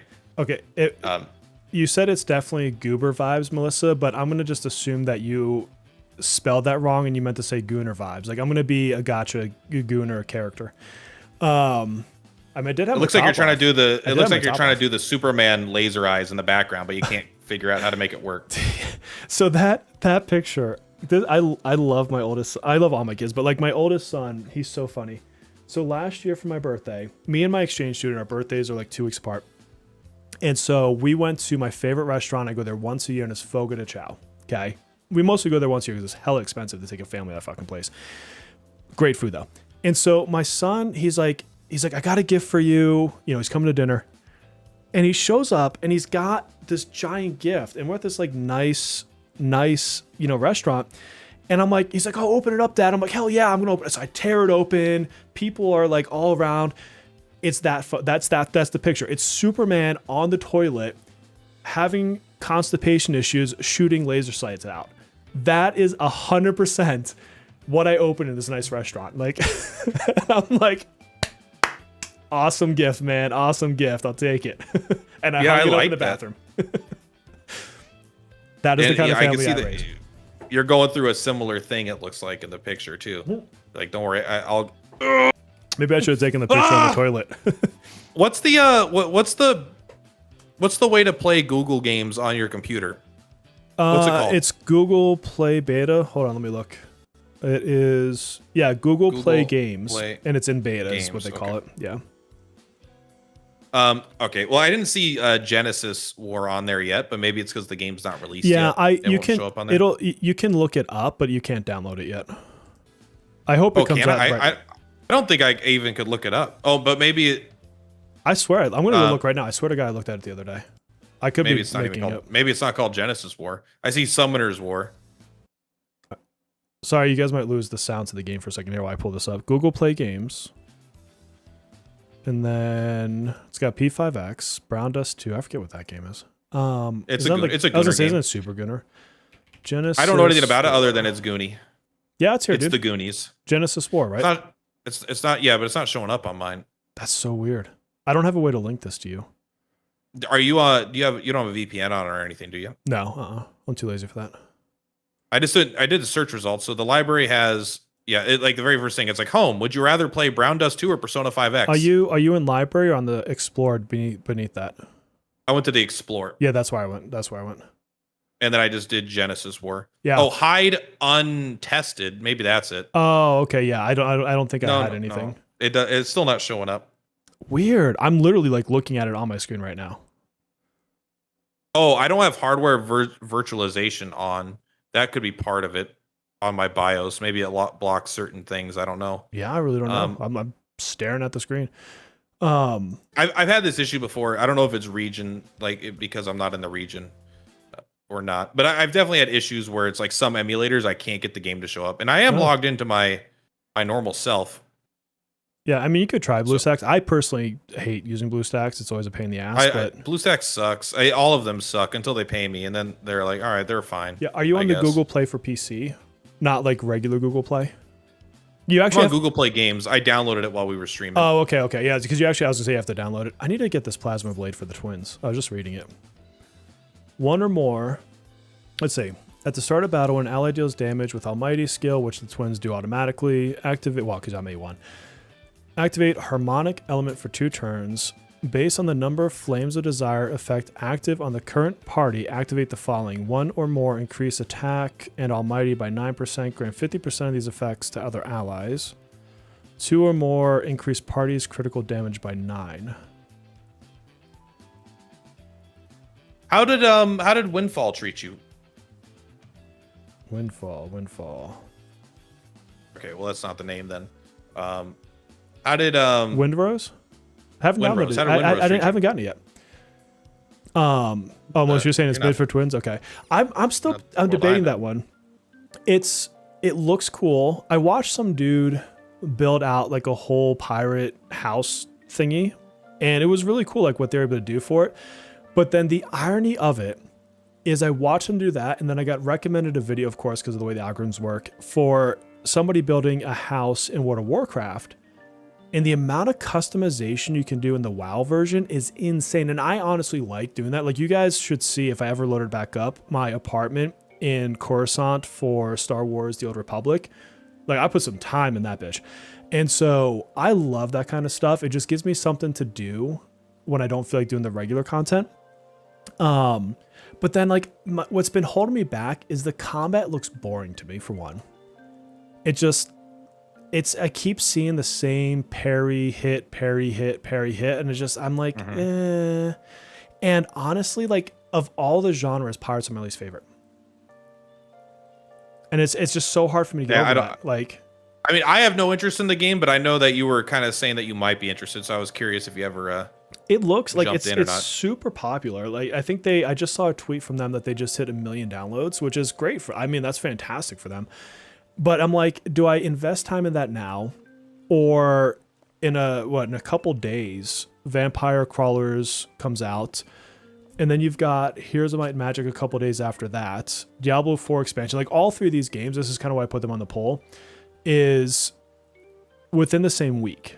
It's like a week apart or something like that. So I'm like, I'm not realistically going to have time to do that and all these at the same time. And I do kind of want to pick a game that I'm going to cover from a content creation standpoint. And I want to start covering, and we've talked about this, but like I want to start covering things that are not gacha. P5X is my bread and butter gacha. Like, I love playing this game. Thankfully, 4.0 is coming out and we'll have some cool stuff to actually make videos on finally. If another, like, I'm really bummed with the Genesis War, because I was going to cover that one. But if something else comes down the pike that really spikes me, I will do another gacha. I'm not like anti-gacha, but I want to get into some other way that I can reliably make videos that get views. I know that might sound somewhat shallow, but at the same time, I have a really cool channel idea, and I've you guys don't know what it is, but I've teased Perplatypus a little bit with it offline. But for me to make this idea work, I have to have views. I can't, like, it's not going to work with 200 views a video, which is what I get for my indie stuff. And so I need to be a little bit more selective on what I'm covering, or I need to spend the next 3-4 months devoting myself to a whole nother niche and building the algorithm around it. So it's kind of like you did eugenics, you popped off from eugenics. I need something like that, but to continuously move, like, okay, Vampire Crawlers into X, and be more deliberate. There is a strategy behind YouTube. Like, it's not anywhere near as obtuse to figure out as people make it sound like. You just have to put in the work, and you have to, like, go after these things. And like Platypus has said it before, it's like, okay, a new game is coming out, start making videos 2 weeks before, so that way when somebody actually starts looking for stuff, you have the most videos and you already have a viewer base. Boom. And then you kind of take off. And you have to know your shit, obviously, but. And then it just kind of redoubles, because then when people start watching videos in general, because people aren't necessarily interested 2 weeks before that much, unless you're like me and you get obsessed. But then they'll see a video, then they'll say like, oh, he has a bunch of videos, let's check out all these videos. So all these people, it will kind of like give a rebound effect where it's like, oh, you got 50 new viewers, but that relates to, or whatever. Maybe you have 1,000 new viewers, but that relates to 20,000 new views because they each watch your 20 videos or whatever. So, so you'll end up getting a bunch. It'll end up paying back after a couple weeks. Oh yeah, and I can tell you, like, typically, the reason I was able to land as many sponsors as I did before is because if they, like, one of the most commonly asked metrics, well, they'll ask for your media kit, which thankfully YouTube gives you one. And then they ask nice for, oh yeah, I love it. And then they'll ask either, have you worked with other sponsors, which now I have a few that I have, and I can link them, like my Red Dragon videos and stuff. And they'll ask, well, what is your average, if it's live stream, what was your average concurrent count for your last 3 streams? Or if it's videos over the last 28 days, what is your average viewer count? And so if I'm going through an experiment phase like I'm doing now with the indie stuff, my average viewer count or views is like 300 maybe a video. No sponsor is going to mess with you at 300 a video. When it was prime time, when I was doing CZN and I was doing this game, it was like 5,000 per video was my average, because like I had the 20,000 one over here and a 10,000 one, then a 2,000 one, but it would average to around like 5 to 10. And so then you start having the ability to have these conversations. So for me, like, to do what I want to do, I do have to, like, to some extent think about that. Yeah, I mean, and that's what got like Raid Shadow Legends too, right? Because like originally they approached me because it was kind of popping off, and I'm like, bro, if you think I'm popping off, you gotta check out Bear. And they're like, oh yeah, bro. He was like immediately like, give me his email, send me his Discord right now, because I started showing him your videos. And so like that was like big, right? So like, yeah, because if you have enough views, they will find you in a sense. When you have to go search for sponsors, that could be helpful and you could get a lot done, but you're starting to make it when the sponsors are looking for you. Yeah. Well, it's so crazy because like I my Twitter is now kind of curated around gaming and like content creators. Like I intentionally picked those two flows. And I see so many people jump on there and they're like, no sponsor wants to give the little guy a shot. And I'm like, how many of you spent 7 hours sending emails? Because I've spent like a weekend just doing nothing but like literally going to LinkedIn, web pages, like looking for somebody's email address I thought might answer an email. And I can't like tell you how many of those I've done at this point in my YouTube. Like, do I think that there's some big brand who's just looking to somehow magically find my channel? Hell no, they don't know I exist. Yeah. Right. And yeah, so Pinocchio, so Raid is backed by multiple agencies. And so we were with ePire, like we're allowed to say that. And they did like they always do around Christmas time, they're going to have like the most amount of sponsorships, but even with them going after everybody, they still have an entire negotiation process that's built around how many views you're getting, how many subs you have. I can't tell you what they paid me, but I can tell you that half the conversation was comparing me against other content creators. Like, oh, we can't do that rate because this content creator over here has this many more than you, and this is what we're roughly paying them, right? And I even remember there's a couple content creators I forwarded them to, and those content creators would DM me and they're like, yo, they won't pay me this because they're paying you that and they think you're better than me. And I'm like, they think this guy's better than me. So I don't know what to tell you. Like, so they can cast their net super wide because of their budgets, but it's still very much a business and they expect a certain amount of return. And if you're only getting 200 views, they are not going to pay the same as someone who's getting 200,000 views, right? 100. Like I'm not going to share the game because I don't think I'm allowed to, but there was a game where back when it was like when games were popping off and I was probably getting more sponsorship deals, but they were basically negotiating with me. It's like, hey, what do you want your cost per milli to be, right? Your CPM, which is basically how many views, how much are we going to pay you per video, and they had a view cap where it would only go up to a certain amount of views that they would count. But it was like, I was like, I don't know. I'm looking up, like, I don't have any good context for this, but this is a good skill set if you ever start getting sponsors, where I was like, all right, $10. It's like, I'll do $10 per whatever 1,000 views. And for me, I'm like, okay, well, this is going to pay me hundreds of dollars a month. This is awesome. And then I talked to a different content creator buddy and he's like, yeah, I asked for 50. And I was like, they said no, but we ended up negotiating down to like 20 or something like that. Yeah. I'm like, oh my God, I'm such an idiot. It's like, and they were getting almost the same amount of views I was. They were like on the same level. So like, it is also important to not undersell yourself because that is a skill set you'll learn. Yeah. Like you don't want to go so high where they feel insulted and they just don't respond back to you. But typically, I have asked for like, to cover a game where I'm like, I need $1,000 or I'm not even going to touch this. And they're like, that is way outside the budget. How about $50? And they'll come back and they'll give you a more realistic offer of what they're thinking. And you can negotiate at a point, but it is definitely worth really not underselling yourself.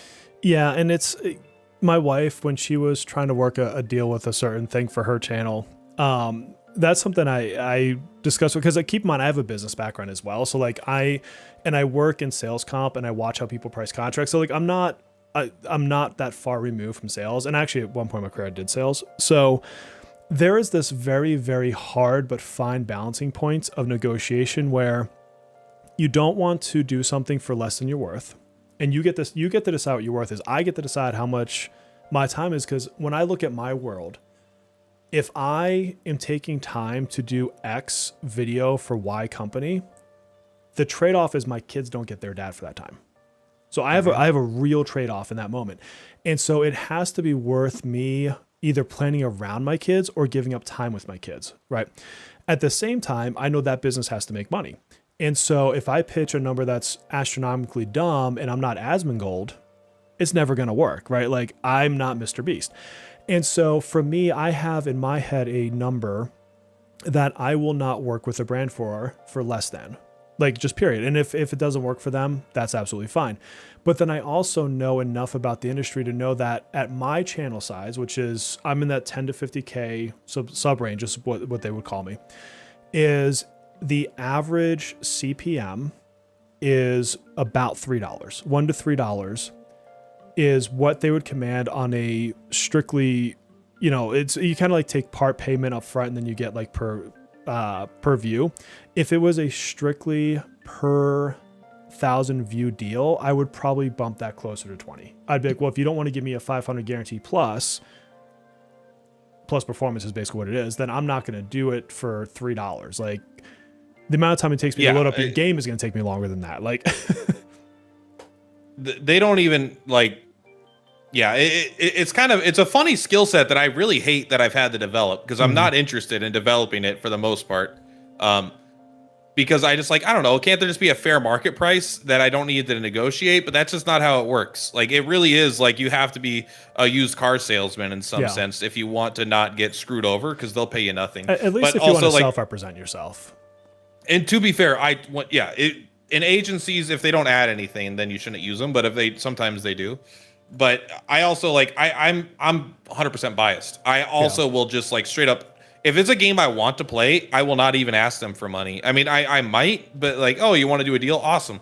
But if it's a game I don't want to play, it's like, listen, I'll be honest, like I'm not even gonna do an ad unless you give me $300. I'm not even gonna even consider because I don't want to do it, and I have to feel like an idiot for saying no for me to even consider it. You know. Yeah. I've covered some games because they give me the key. So like I work with. I used to all the time. I used to do that constantly. Because to me, it's like let's look at what's one of the games I covered. Scott Pilgrim versus the World is what, $30, and so they just sent me the key. I didn't have to do anything with it. I didn't ask for it, so I could have just not done it. Although that game is a game I wanted to play, and so for me, if I go on a stream and play that for 2 hours, that's $15 an hour on a game I wanted to play anyway. I'll sure as hell do that. Yeah. Like if Persona 4R comes out and Atlas or Sega reaches out to me like, hey, we want to give you the $60 game and you have to write a review and you can release it after the embargo, I was going to get the game anyways. I might as well basically make $60 for doing it at that point, right? Exactly. Yeah. I mean, I will, like that's why like I'll go ask for keys every now and then if it's a game I want, and it's like if you just send me the key, I'll do it. I don't need to be paid to play a game. I'm not some sort of like, again, I don't do this for the money. I just the money could be a nice like side thing, but like I can't play something I don't want to play just for money. I burn out too fast. But yeah, like if it's a game I want, like if Persona Golden Shower is gonna give me a key for it, then I will absolutely. They don't have to pay me to cover the game or do an ad. I'm going to play it for free. Yeah. So but in all fairness, you're not supposed to say that out loud. But yeah, you're saying the quiet cloud out loud. Yeah. There is I don't know. It's like I want to make more money on YouTube, but I also don't want to make any money on YouTube, so I don't need to think about money while doing YouTube because I do it for fun. Yeah. I guess I haven't decided for myself which direction I really want it to go. Mine is like kind of two. So I will never not do parts of it for passion. Like if there's a game I want to cover and it's not in my genre and it's going to mess up the algorithm, I don't care. Like I'm going to do it because I want to do it. At the same time, the way my brain is wired, honestly, is I like having goals I work through because there's a process there where I want to challenge myself to see if I can do it. And it's not always about getting to the X point. Like my newest pinball machine, right? The Dungeons & Dragons one. I wanted to see if I could be successful enough at YouTube to fund a pinball machine. I made the goal. I bet. Like, yeah, I bet that you've got to be able to get there, no doubt. I did. And the funny thing is now I can't easily because I lost that big sponsor. And because I'm messing around in different genres, like my stats are all wonky, so it's hard for me to get sponsors right now. But I can rebound that. Like I'm not too worried, whatever. I'll get there again. YouTube will just naturally pay more over the longer period of time as well. It'll still ebb and flow. But for example, like I haven't really done much in the last month and I'm still getting over $1,000. Like I'm going to get like $1,600 just because all my old videos still generate revenue. See, I'm not so it's like, yet. Yeah. So it's like, even though I literally have gotten like I don't know, maybe 1/4 to 1/8 the views this last like 30 days than I did before. Yeah. It kind of doesn't matter because I'm still coasting off of the fact that I have 2.5 thousand videos. Some of them will get 10 views, some of them will get 100 or 1,000 views. And so like as you just do it more, you'll be able to weather the storm easier. Well, that's where your 10 years trumps my 2 years because like if I don't push for content. Like if I did no P5X this month, I wouldn't even make, so you at least in the US, you have to at least make $100 a month. You have to at least make $100 to get a check from Google. I would not hit that this month if I didn't push P5X content. And so I'm still like you're basically, you have your like evergreen videos that like will constantly produce for you. I haven't quite hit enough breadth and width in what I do to get there. If I stay here for 10 years, absolutely sure. Yeah, I will. But like it is one of the interesting things about YouTube is it is very much a long game. People fail at YouTube, not because they can't do it, but because either A, they're unwilling to learn and take criticism and get better. And B, they're not willing to stick with it for 10 years. Yeah, that's what it is. I want to be clear. The inertia, well, I guess that's the best word, right? Inertia, you know, the continued, even though I'm not pushing it anymore, it's still going. It does slow down and grind. If I don't make any videos for 6 months, I'm not going to make $1,600. This is still a lot of the eugenics videos that are still getting views and stuff like that. But like, there is definitely an element where it's like, as you've done it more, as you have more videos, the inertia of your channel just keeps like pushing it forward, right? Yeah. There's like this forward momentum that even if it slows down, it doesn't just come to a direct halt just because you stop doing something that day. Where streaming kind of does. Like that's one bad thing about streaming. Like you don't stream, you make no money. No one's gonna subscribe to your stream the days you don't stream, you know? Yeah. Or if you just do like Twitch or something, I'm not talking about it. You know what's crazy? So we were talking earlier about my content survey that I did, right? And how people are saying I should do the battle pass. So in case you guys weren't here earlier, because of the survey that I put on YouTube, I am going to do the $5 martyr card, whatever, and the battle pass. What the fuck is it called? It's called the Phantom Pass. The Phantom Pass, the normal one tier. I never buy the one that's like another $12 to get the costume. Like they're cool. Like the one this season is super hot. Like I would love to have this season's, but I'm not spending $12 or what is it? Like $11, $12. It's another. Oh, it's $10. I'm not spending another $10 to effectively get a shirt. So like I don't typically like. I bought the purple one because it's me, and I bought the first. No, I didn't buy the first one. I'm spacing his name. One of our channel people sent me a super chat to buy it. So I didn't actually technically buy the one. Yeah. And so like, so my point is simply, I'm going to get the base level plus tier, whatever the hell it's called, and then the $5 card. So it's like $15-16 a month. I don't know exactly how much. So I'm going to do that. But the other one that came up is people want me to pull A0 on all characters. Now, I already missed Violet. Violet, I was just looking. She's not in the lineup. Like, I'd have to get her on a rerun if I were ever to do that. I don't think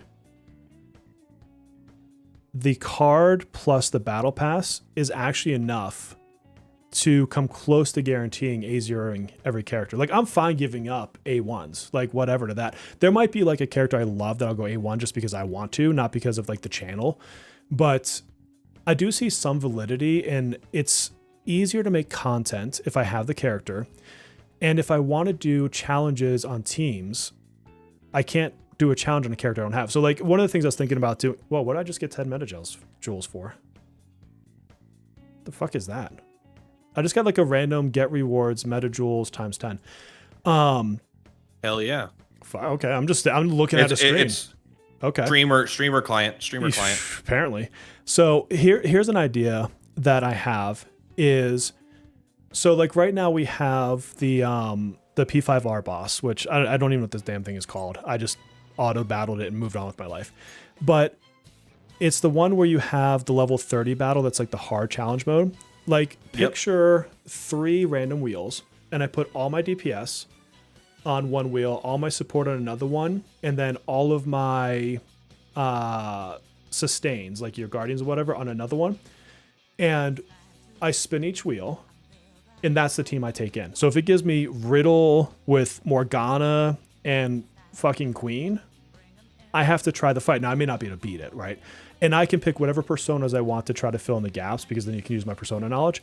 Like, I think that would be really fun. And obviously, the more characters I have, the more like, what? Oh, shit. Someone just bought me the outfit. Thank you. Who did that? Me next. Who? I promise I will. I promise I will. Who? I'm looking through chat to see if I missed. whoever did that. It's not happy unless you hit pre-pity. Yeah, exactly, Pinoki. Bad patch, you mean my normal luck. Yeah, there you go. No Alice run, LOL. Oh, on this boss? See, that's exactly the thing, is that's where I'd be like, hey, this is how you could get through this boss, is you bring Alice and you make it easy. It's funny. Is if someone donates me money for a specific purpose, I'm not going to use it for that purpose unless I decide to. I'm like, you don't tell me how to spend my money, bro. once it's in my pocket, it's my money, and I control how I spend my money. Melissa said you don't even log in, so you can't have the outfit. Well, whoever did that, thank you very much. I'm gonna go put that on. That's in the closet, right? That's in the closet. Yeah, I don't know. I've never bought an outfit. You don't know it, so I'm guessing it might have been Melissa because she's saying I don't know what you're talking about. Well, whoever did it, thank you very much. All right, let me go. I'm not gonna go back in the closet. That was most of my life. I'm just gonna go get changed in the closet. How about that? But regarding like what you're talking about, the Persona 5 stuff, or sorry, the challenge battles or whatever, I think this is like a great example of like sometimes people that are viewers don't fully understand the difference between what's good streaming content and what's good YouTube video content. Like, this could be something that's a fun video content. It could be. But like, you're not going to do 5 videos on it in a week, right? You're not going to do this like, hey, here's our daily challenge things. But so this would be like live stream for me. Exactly, like this is like perfect live stream content because people like watching to see you achieve semi-difficult things or randomness, but there's not a YouTube audience for that for the most part. You know, maybe like one video. Item. Look at that freaking outfit. That is sexy. I would, like to me. And because the other thing, a lot of people are like, oh, how do you be with this team, this team, this team? And I'm like, there are so many variables on this team, that team, whatever. But like my favorite live stream is when we did Matoha, like old school closer with Riddle and Tomoko. Was it Tomoko? Yeah. And I took on the piggy bank. It was like I think I call it the impossible challenge. It was a stupid team and we got through it. And it was so fun because it's like, it's something that shouldn't have worked. And I may not have been able to beat it. Right. But the fact that I did, it was just fun to, how many times did I lose that fight? Like to beat my head against the wall, trying to figure that shit out with that team was not easy, but it was fun. And cause it's nothing to take the intended team through the intended fight and win. Like that's just gacha. Like you buy the new unit, you do the fight that came with them, you're going to win. Like, and every gacha does it, man. It's like, hey, here's our new unit. She does AoE ice damage. Now here's a fight with a boss. And you need AoE ice damage, but only from female characters. Like, well, it's like, what about our other AoE? No, you can't use them because they're technically not AoE. It just affects multiple targets. It's a different keyword, okay? Yeah. It's like affecting multiple targets is not area of effect. It's like they'll always introduce a whole new book of like why this isn't the same as what we already have. Yeah, so I think a part of my point in bringing this up, though, is now I don't know if I should pull Akechi. Akechi, honestly, I don't have a ton of interest in his character because I still stand by the fact that he is good in effectively our current guild boss. And you know what's shitty is they acknowledged that the twins don't work in this boss, like the effect that it's supposed to give you. And then they're like, but we're not going to fix it this patch, which to me feels like they're just like, F you, go buy Akechi. Like, I mean, the thing is, Akechi is just like really, really budget L at home. It's like, oh, he's like the cool detective from Death Note. It's like, no, but he's like a really idiotic, he's a really lame version of it. He's not cool. And he's not even a very good villain. He's like, I'm such a smart detective guy. Like, I'm not even joking. Spoilers for Persona 5 for people playing the Persona 5 gacha game. But you should have played Persona 5. Sorry, Melissa. The point is, like, in like 2 seconds into the game, you're talking to Akechi for like the first time ever, and he's like, oh, and I'm playing the game with my girlfriend, and he's like, huh, did someone say something about pancakes? I thought I heard something about pancakes. And Chelsea immediately is like, how does he know that? Only Morgana said that. He must be in the metaverse. He's probably the bad guy. God. And I'm like, fuck, you're so right. I didn't even think about that. Yeah. And so she, like, my girlfriend immediately caught the entire, like, whole twist, like in the exact first sentence he ever said in the game. Yeah. And I'm like, he's not that smart. He's not that clever. Mark, who's scumbags, man? I'm sorry. Did we do something offensive? Well, let me rephrase that. We do a lot of things offensive. Did we do something that made me and Platt scumbags, or are you just like talking about someone else jokingly? I just don't want to be. Probably. Yeah, I don't seriously, care what... off-putting direction. Who? I must have missed what we're doing in the chat here. So sick outfit question: New Year fraud or velvet fraud? What does that mean? New Year fraud or velvet fraud? I feel dumb. I don't know what that means. Kage says velvet, so he knows what we're talking about. Okay, Velvet knows what we're talking about. Okay. Or Kage. Okay. I don't know what people are talking about. I don't concern myself with the... I do concern myself. You know, I think growing up, becoming from a kid to a teenager and a young adult is understanding you don't care what people think about you. And then becoming a young adult to a man is realizing you actually do, but you move on despite that. Like you understand that you're coping when you pretend you actually don't care what people think, and you're now confident enough to acknowledge that you do care what people think, but you're not going to let it affect your life too strongly. He said Sega scumbags for not fixing the twins. Yeah, I don't know if I don't think it's something in the realm of impossible for them to fix. I don't love that they made that decision at all. What they broke the twins? So there's another mode within Gates and so the guild boss. There's what they call Nexus of Dreams, and that's what came with Akechi. The point multiplier increases depending on the number of assassins and sweepers in your party. This is the one time that Akechi is good is when this comes up, because he is a sweeper. And so you do your main team. So like you pick Joker. I'll just make this up. Use Joker. He is a sub DPS, but also a sweeper. And then you throw a support with him. This is the only reason he's ever good. Well, the twins, you can make them sweepers and assassins, right? They don't count for this mode right now. And the devs acknowledged it and they said, hey, it's a bug, but we're just not going to fix it this round. So the only way you can qualify this at its most efficient peak is to get Akechi or just run a suboptimal team. But if you use the twins, it doesn't count. I will choose to assume that they are not liars and that they're just incompetent. That they're not maliciously doing it. They're just bad at their jobs, and that they did not perceive that because they're just people sometimes glaze these guys as being so hard. Their job is so hard developing this game. It's like I know they're not literally copy pasting everything, but it's a lot of that vibe. And they frankly, the twins weren't in the game when this mode originally released, right? Yeah. So they didn't have the foresight or the manpower to do it, but. Well, it works on the other servers, by the way. Like you can use the twins and get the effect. It just doesn't work on global server. So it even works on like the TW version that's like a week behind or something. Yeah. So I mean then again I just think that they're incompetent because it's different teams, right? That handle the different servers, I'm sure. So we just have an incompetent team I use that word like it might sound aggressive, but I mean like how else do you classify everyone else not having this problem, but we have this problem, and it's like the most obvious problem of all time. You either sucked at your job or you did it intentionally. I think there's like I'm not saying they permanently suck at their job. I'm saying this week they were or whatever this month they were bad at their jobs. Especially because they're like, well, we can't fix it now. Is like, okay, sure. I don't think it's scummy. Trust me, I'd rather have them be like slightly incompetent than being malicious. Yes.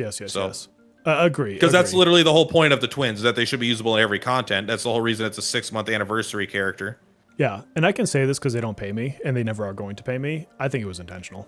I think they knew, and I think they were just like, screw it. They're like, everyone in the world has said skip Akechi. The only way we can bring value is to not let the twins work, because they're the only other character that has... Well, I mean, you could bring any sweeper, but they're the only other character that has the DPS plus support simultaneously.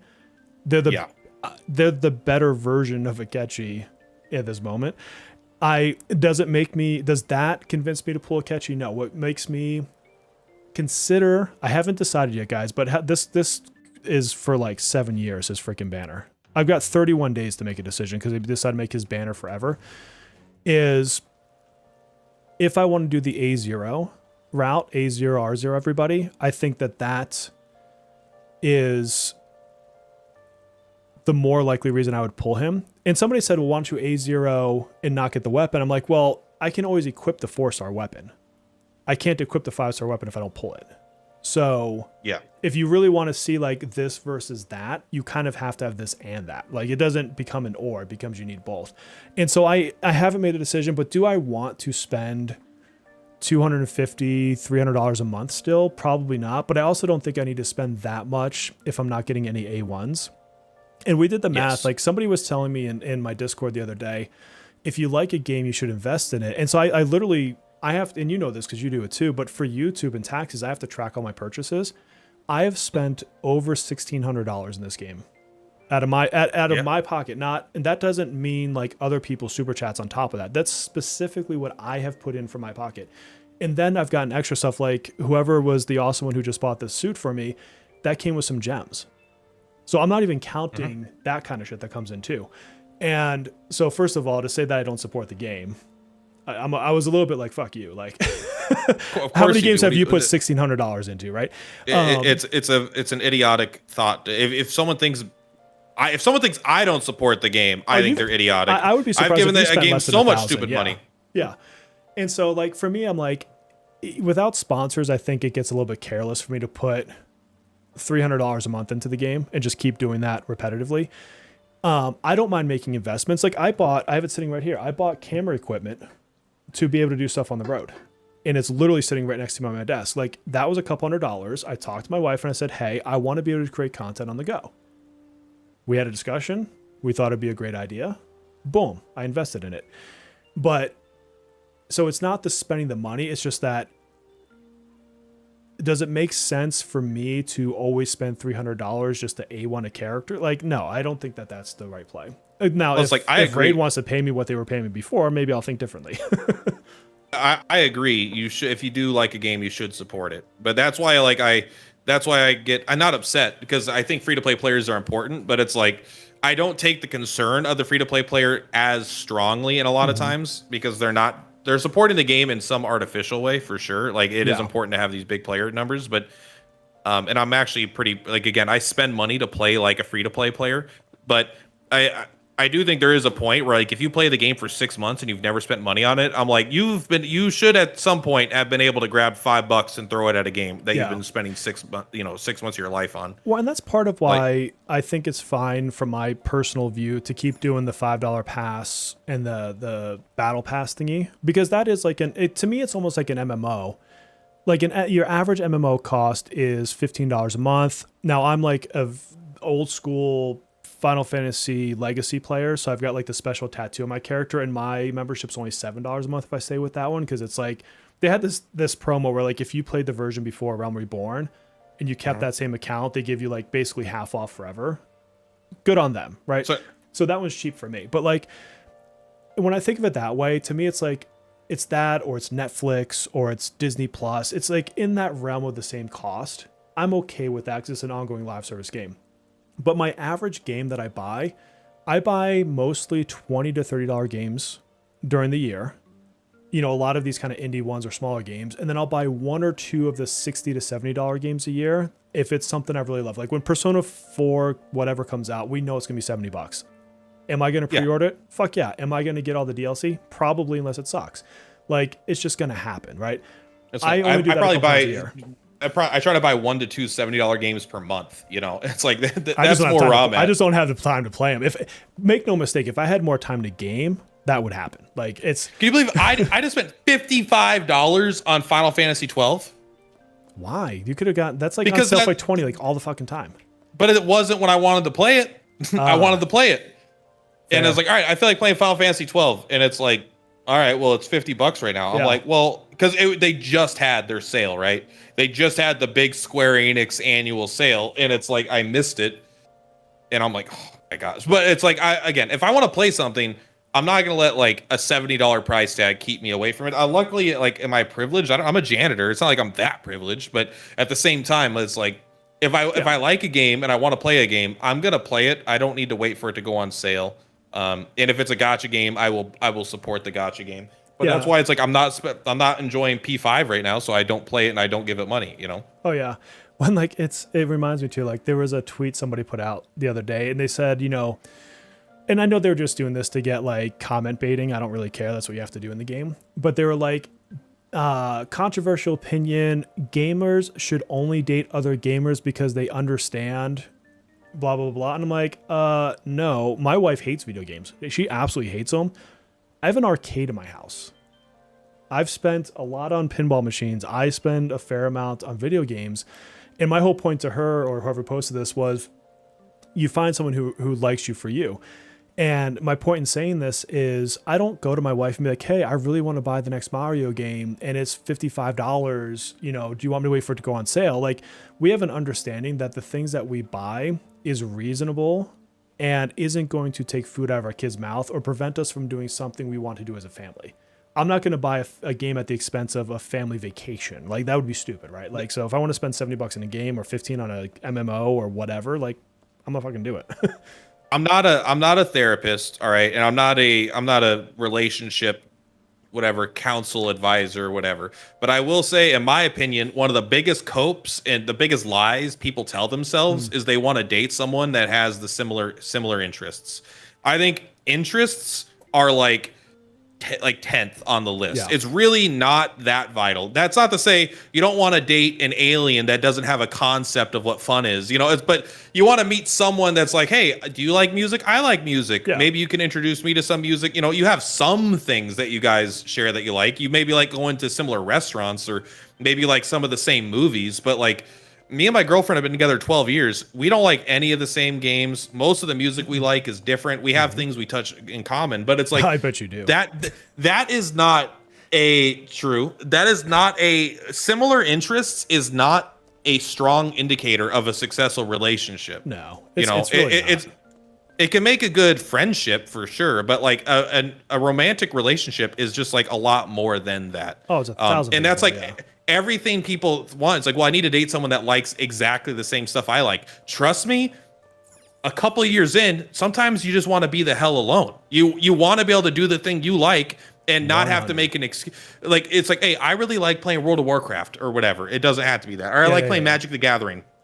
My girlfriend doesn't want to play Magic the Gathering, and I feel like playing Magic the Gathering alone. I don't need to make an excuse to exclude her from something that she would also like to do. I get just like, hey, I won't feel like doing this. She's like, good, have fun. I'll go do something else that I like. If you're single out there, don't get caught up on thinking you need someone that shares your interests. There's a lot more important things in life than just having interests, and different interests actually gives you solitude, which is valuable. I'm going to tell you my number one thing in a relationship is communication. That's, to me, hands down, that trumps all. If you can't have a hard truth conversation with your partner, that's going to be a tough relationship. Yeah, if you feel like you need to text them when stuff is wrong, it's like, then that's probably not going to work out, If you're like, oh no, he's being mean to me, I'm going to text him how I feel about this later. Like, that's probably an indicator that a relationship probably won't work, unless Gen Z is just coded that way. But I don't think they are. Yeah. I don't think that's going to be a healthy way. You want to be able to have very uncomfortable conversations. Oh yeah, yeah. And like, to me, like, the absolute sign of support when it came to the gaming stuff, again, because my wife literally hates gaming, is my youngest got me into this YouTube channel. Like, he gave me the final push for like the Minecraft thing. My wife had told me for a solid 10 years to start YouTube. There was never a day or, a time in our relationship where she wasn't like, hey, you really want to do this? How can we make this happen for you? She had supported it, even though it's like her least favorite thing in the world. She thinks that video games are a waste of time. And I always go with the argument, well, you watch TV. Like, how is me interacting with my TV different than you just watching your TV, right? But a waste of time versus spending time to be entertained is just different, I guess. But yeah, you get out, what you get on the other end is just entertainment. Mm-hmm. That's why I'll let you finish your story. That's why I hate when people use games to like use it as a way to accomplish something and feel like they've like, oh, I got all the achievements in this game. It was boring and dog shit and I hated every second of it, but now I have 100%. It's like, what are you doing? You're using the medium wrong. They're pointless, meaningless, designed for you to win. If you're not using it for the entertainment value, then then your wife is right. It is a waste. But if you're like, a game is a waste of time, but a game should make you want to waste your time. And that's how you should use them. Yeah. But sorry, continue with your story. It's also funny because like, she is the first one who tells me not to worry about the money on YouTube. Like when I had the sponsors, of course we enjoyed it. We, some of that money went towards vacations and some of that money went obviously to my pinball machine. But every single time she's like, if you just want to back off and just do it for fun and for passion, you get 0 views. Like, who cares? Like she's not even like, hey, keep doing it because, you made a little bit of money. Like she's literally the opposite. She's like, who gives a shit? Like, we'll figure out life. Like, you don't need the YouTube money. Like I sometimes I think people forget I have a full-time career that I spent 20 years building. Like, my bills are comfortable. Like, I don't need YouTube to pay my bills. And so for her, she's like, I'd rather you be happy and just do it because you like playing the game and doing the live streams than feeling like you have to chase something to get a sponsor or so many views or whatever the metric is that day, right? So my grand point is she supports it because she knows I'm happy with it. And I support whatever she wants to do. Like, she plays volleyball. I give a shit about volleyball. Like, it's just not my sport. If she wants to go, I'm sure as hell going to get out of the way and be like, go have some fun. Like, yeah, that's kind of the thing. Like, sometimes my girlfriend wants to watch a movie with me, and like whether or not I will or won't. Sometimes I will. I'm like, you know what? It sounds fun. Let's watch a movie together, even if I don't really want to watch it. Another time, she's like, hey, do you want to watch this thing with me? And I'm like, no way in hell am I going to watch that. I don't have any interest in that. That's your thing, man. But like I was going to say in like when I don't even know if she knows I make money from YouTube other than when I brag about it. But it's like she sees 0 of the money, honestly. 70% of all the money I get off YouTube goes directly into my investments so I could retire early. Yeah. And then the other 30% goes to taxes. It's like, that's it. It's like I take $0 of it to do anything for like my, so it's like, oh, I made $1,200 last month on YouTube. It's like, yeah, but I all 1,200 of it went into my retirement plans because I want to be able to retire at 55. That way I can actually do content creation full time and not have to make any money off of it and still enjoy it.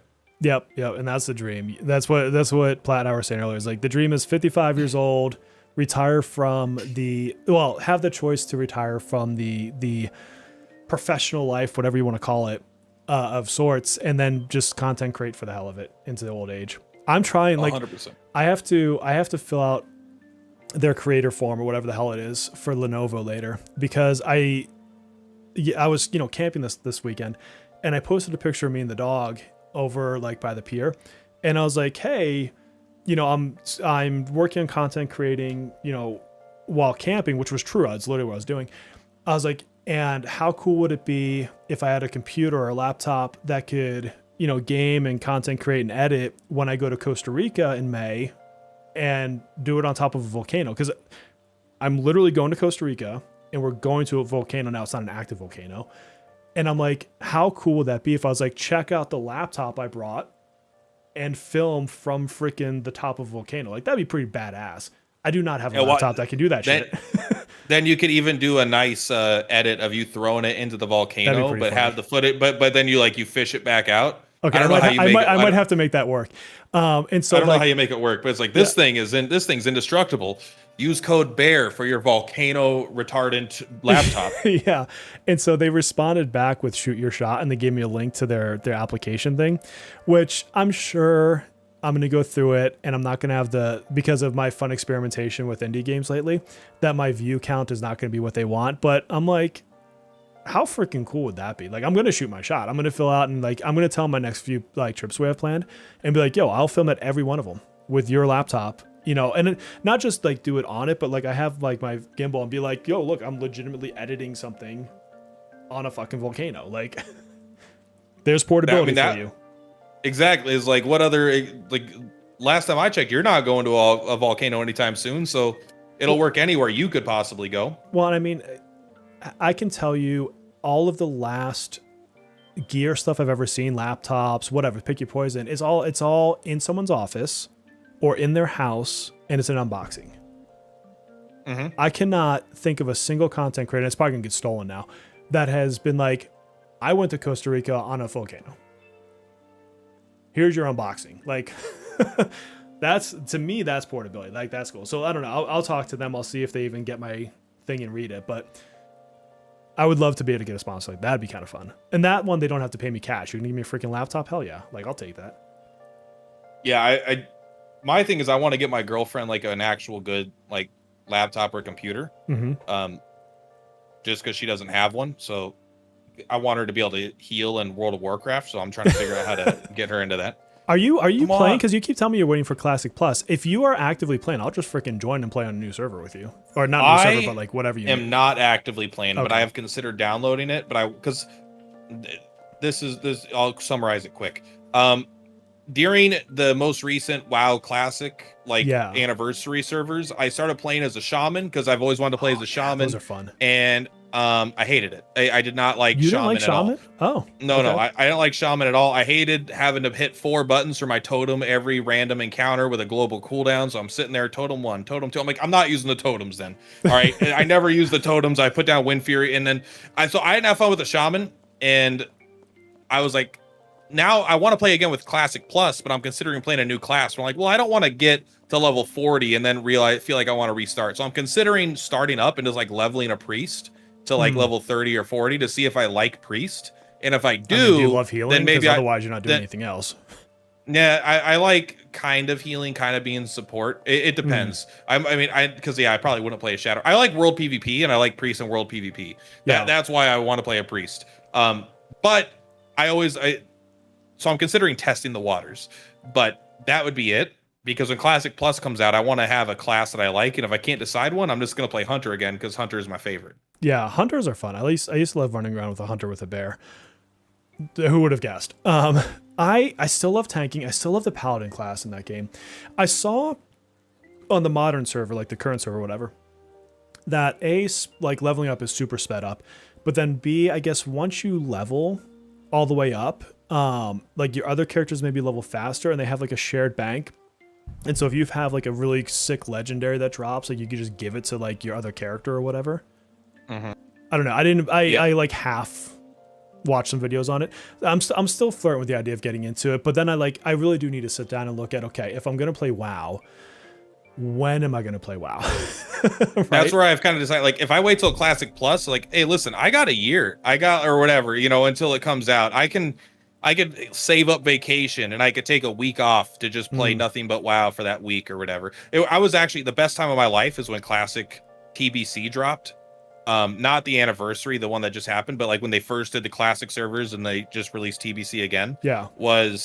I was unemployed at the time because I had gotten fired. Did I get fired or did I quit? I honestly don't even remember which job it was from, but I was unemployed, and for like 2 weeks, all I did was TBC, and I was like, this is the most fun I've ever had. My buddy was on leave in the military, so we just did nothing, just World of Warcraft. No, and my girlfriend's like, when are you going to get a job again? I was like, not today!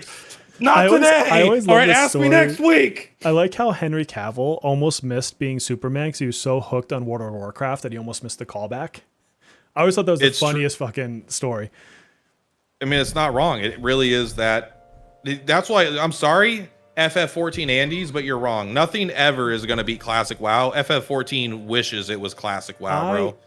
I was hooked on Final Fantasy XI when it first came out, and then Classic WoW. Like, because it was, to me, I love the slow grind. I liked that it took a long time and leveling felt like an accomplishment. Getting gear felt like an accomplishment. And TBC is the last time I raided. That was the last expansion I raided. I did play Wrath of Lich King. I stopped at Mist of Pandaria, and then I haven't played it since. And so, I don't know. I thought that was the peak at the time too, was like Burning Crusade, Wrath of Lich King. So you guys will have to forgive me. I have to jet off of the podcast. I'm realizing it's almost 5 o'clock and I need to order dinner. 100%. So, I have to start cooking dinner, and I promised my buddy we're going to play No Rest for the Wicked for the next nice. couple weeks while we wait for PoE 2 to come out. Hell yeah. All right, so thank you all, and to my anonymous individual, unless I missed the chat, who gave me the bomb outfit here. Thank you very much. I do very much appreciate that. Platt, you want to sign us out? Nah. Okay. Guys, thank you so much for watching The Platt and the Bear. Same place, same time next week, maybe. We don't know yet, but I'm hoping so. Hopefully. Either way, much love. We'll see you on the flip-flops. Bye. Bye, everybody. And there we go. I do got to run. I really got to use the bathroom. I'm hungry. I want to eat dinner. Peace out.